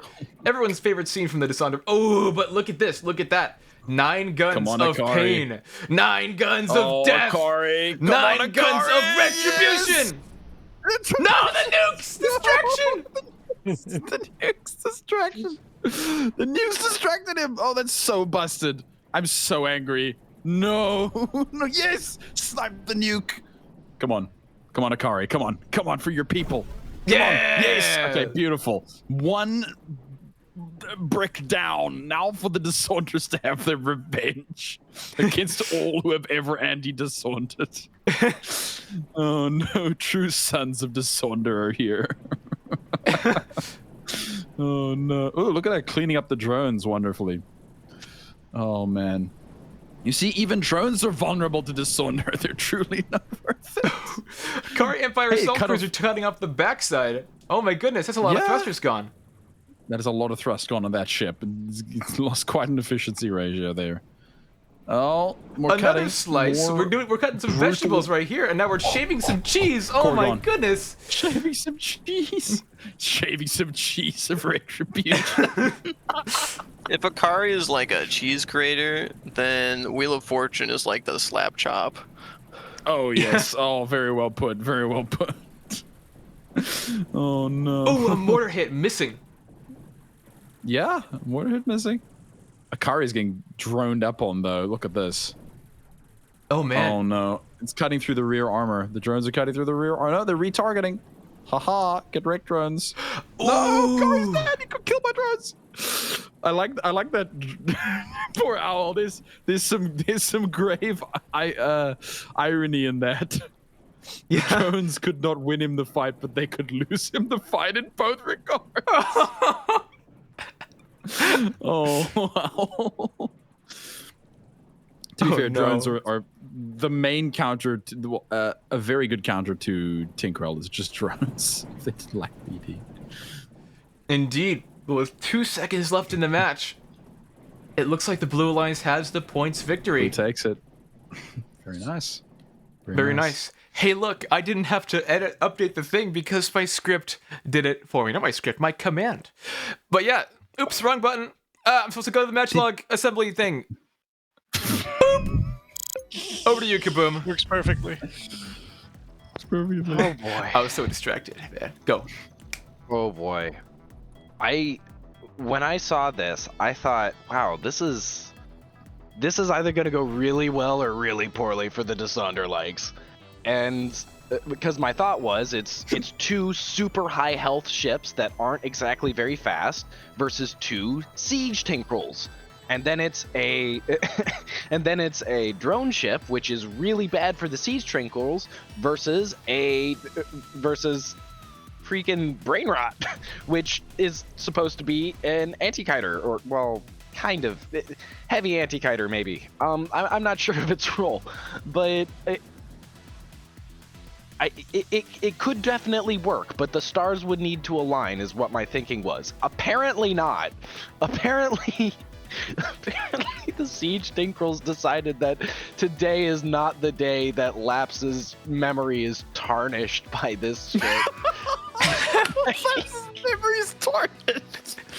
Wow, I didn't realize there was so much riding on this. Wow, okay, crazy. Apparently there was, man. Like, they came in with a vengeance. It was an epic cinematic reassembly fight. Every moment I was on the edge of my seat when the nukes hit. When, you know what? Like, this is on the level of when the winged hussars arrived in Vienna. Kaboom, I don't understand. Kaboom, I think you're getting way more out of this than you should be. I love it. It's so dumb. You know what? The Dissonders defeated precisely the opponents they were supposed to. Troll ships and ultra heavies. Today I have claimed victory. Yes, they have done. We shall all be the defender of non-meta. Defender. No, that was great, and it made me happy. There you go. There you go. Match Cool. 38. So yeah, thanks for analyzing match number 38 with some epic narratives. Let's go begin match number 39, shall we? On the Red Alliance, we've got Propaganda, Glowstick, and Iron Cage of Bureaucracy up against Blue with Munin, Bombardier Beetle, and My Eyes. Very cool. Let's get that match going. I didn't press the go button. Cool. Starting us off, Bombardier Beetle rushing in alongside Munin. Kind of correcting course because the drones... Oh, Bombardier Beetle almost preparing to get lasered down by Imperiax. Oh, but getting sparrowed. Oh, but getting a nice shot off. Ooh, Propaganda, very no more. nice. And now the rocket drones from Mons are causing the Red Alliance to have a fun time with its brick. Yes. Sentinel on Terran Violence right now. Yeah, Sentinel and Terran Violence. Oh. Cut in half. Munich cut it off. Okay, it's got no I think guns. that was a directly applied That's got nuke. some guns. Ooh, That most of definitely the was directly applied. most of the main No, he's weapon gunless. is gone, Never except mind, for he's a not. little bit. It's got some butt lasers though. To all those butt cannon doubters, What is Watch. Munin doing? You're just like, I'm so scared all of a sudden. Oh, it's so close. Munin is making a tactical retreat. He knows I mean, they have the points right now. pretty much. Munin got cocky. Look at him. He's coming in. Coming in to say hi. He's like, He's I need regen. that kill.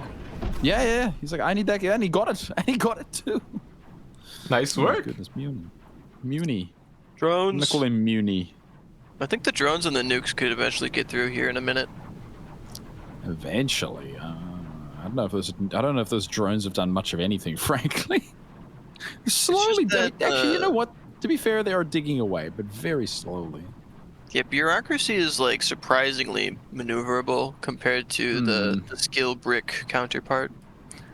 That's true. Very true. Very true. Well, bureaucracy actually has turning thrusters. Right, that helps. Yeah. That does help. So I think its center of mass is a bit more in the front. Well, it certainly is right now, after like half of the ship's been blown off, but... I think it has a low center of mass. Right. Okay. Yeah, those nukes, one after the other, are slowly coming in from Munin, but most of the other ones are just getting taken out by the rocket drone swarm from Mons. Yeah, I'm kind of Mons' sad rocket that they drone didn't squad. get there. Yeah. But it looks like with only 7 seconds left in the match, the Red Alliance does not have enough points to overcome the Blue Alliance's 2 ships. But with the arena border right there, it's close, but they both take out the nukes. He sniped them. The Obliterator sniped the nukes. Man. Oh, Jim's phone is on 2%. Good night, Jim. Goodbye. All right. Nice work. That's qualification Jimmy match number Kepler. 39. But yeah, I'll see you later.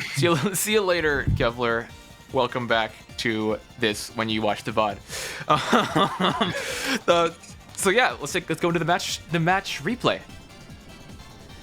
Yeah.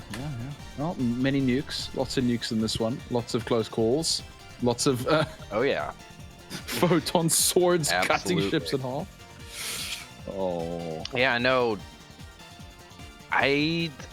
Okay, so Munin pairs really well with skirmishers, it turns out. If Munin has a distraction, Munin gets a lot more aggressive, and that is really good behavior. That's going to be interesting for if Munin makes it to the playoffs, or if someone wants to choose Munin. Skirmishers and Munin really mesh well. Also, rocket drones are insane. They did way more damage to that brick than they should have, and against a lesser ship, like if those rocket drones had been targeting other members of the Red Alliance, I genuinely think that that the bug would have lived. Like, Beetle. it's real interesting. Of course, reassembled is obligatory to mention. Indeed. Propaganda just throwing the matches. Yeah, it really is, though. Oh no. It's so bad. It's so bad. It makes it like a 2v3 instantly. Man, that's not polite. It's using main battery flurry missiles. You're not wrong. You're not wrong. Yeah. Like, There's only so much you can say about it. I mean, I'll see you later, Salmon, by the way. But now, we are ready for some of the anti-penultimate qualification match of today. let's get it. Match number 40 on the Red Alliance. We've got Darkstar Dreadnought. Oh no, it's Bob and Sword of Milos up against Full Monty, Ferminate, and Chernobyl. Let's freaking go! This this should be a good match to end on. Frankly. Yeah, we have some There goes more, Full 2 Monty. more to go, but after this, Oh, why can't we end on a round number? we actually can do that. You know what? Let's do it. Let's do it. can. We've just decided this is the comes last Full Monty. qualification match of today, but Full Monty is indeed bearing down on the enemy alliance, getting very close to the massive... a large amount of damage! Oh no! Epic battle! It's gonna destroy Mons, and it took it out! Who did that? Yes. Crazy! Oh, just that. Wow. Okay. Okay. New that was tech bloody versus close. old tech, here we go! Oh no. Oh no. The heavy armored chunk is right in the way of Darkstar's guns, though. It's actually gonna eat a lot of bullets. He got it. Yes. Brawling Darkstar, that little bit of armor looks like it was almost precisely placed to take out Darkstar. Perfectly placed to take out Darkstar. That was Literally slow insane. zone. Literally slow zone. Slow zone moment. Slow zone, wait. Whoa. Also Shovelhawk. whoa! So Shovelhawk. Not throw shade on my man Slow Zone like that. I freaking forget the names. Ooh, but a nuke takes out a lot of weapons in the front of MGW ship. And here comes another one. Another missile. Oh. The Munin like is here. I can't remember its name. It's getting good shots off, getting nukes off. It's horribly outnumbered, but can it pull it back? It has 1 minute, 60 seconds. Oh 68, no, it's Bob. 57, 56, 54. Everyone is Bob, being come on. consumed by the minefield. And Yeah, it is. Mainfeld. We're just playing a shoot down the nuke minigame right now. We are, yeah. Nothing Unfortunately. serious. Here come the nukes. Oh, here come the nukes. Oh, that was a good hit. That was a good hit. That was spinner. The points oh, no. are very close. What are you doing? Never mind. Why are you here? Why are you like this? That was Never a mind. very interesting. That was a very interesting surrender. And Monty takes it out. Oh, it updated the overlay. Wow! Would you look at that? That is qualification match number 40. let's freaking transition to the final match analysis of today. Final breakdown. Over to you, Kaboom. What do you think, Kaboom? How on a scale of 10 to Darkstar, where did this sit for you? Oh boy, this was an interesting match. Mm-hmm. The one thing that upsets me about Chernobyl is it's just not quite killy enough, which is reasonable. It's a mine layer. But at the beginning, when I saw Darkstar charging it, I smiled to myself because I thought Darkstar might have died off screen for a second there, because Chernobyl is very good at breaking Darkstar's ankles. That's something it's very good whenever a ship chases it. But really, I think the real hero here is the two tanks, Monty and those two tanks. Oh yeah, Monty got 2 kills that match. An incredible job. Yeah, no, Monty was the killer, and the other one was definitely the tank. Like, Monty was saved very hard just because those two tanks stick together, and they stick together really well. Monty pretty even much after Monty soloed. breaks away, they tend to stay together, which is really good behavior. I was not expecting Monty to solo Sword of Milos after departing its mech suit. Yeah, none of us did. That was an awesome final moment. That was quite the Somehow play. it survived. I have zero clue how it survived those lasers and simultaneously cut through the opposition. That was a beautiful moment. Yeah. Oh man. MGW Insane. ship Full is Monty. crazy. It's so fast. It is ridiculously fast. Let's give some credit. I can't Yeah. remember its name. The one with the armor. The one with the armor. Wow. Armor, Yeah, yeah. the one with the armor that killed Darkstar. Like, that is an impressive feat. It's Ferminate. Yes. Affirminate. All right. Something I'd like to point out. We almost had the fated all caps alliance. Not quite. Full Monty and Ferminator all caps. I think we need My Eyes, and then we'll have, or Swag Messiah will also do it. Yeah. Both All absolutely caps good lines. combinations with us. Well, That's been 6 hours. Oh, God. yeah, it sure has. That was match 40. Thank you, everyone. That was Yeah. great. Well, who is our gosh danged? What are our final ranks, by the way? Oh, final ranks. Or at least- Duke. They won ranks. Not Dukes. That's Simple. Simple. So the first rank is Lethal K. He's still rank 1. 4 wins, 1 loss, and 9 kills. The second is actually just eked up there is Deb Sonder with Wow. 3 wins. What's the P? Points. I think that's P is losses, and 6 kills. Destructions, points, losses, kills. Yeah. Point wins is P. Okay. Yeah. And the looks like third place is that supposed to be tied? They tie break on. I thought it was by survival rate, but maybe not. It might be that Deb Sonder was submitted before Bombardier Beetle. The ranking score is the same. And Oh, right. let me make sure that's I right. think it's the colors that are messing me up.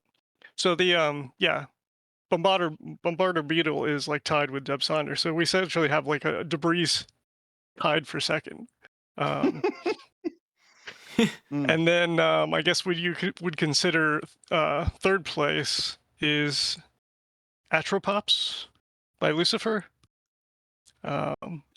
with 4 wins and 7 kills. And 1 Yeah, that loss. thing is very killy. That's not the good way to put it, but that's what it is. Pretty crazy. Yeah, well, cool. That's it. That's it for today.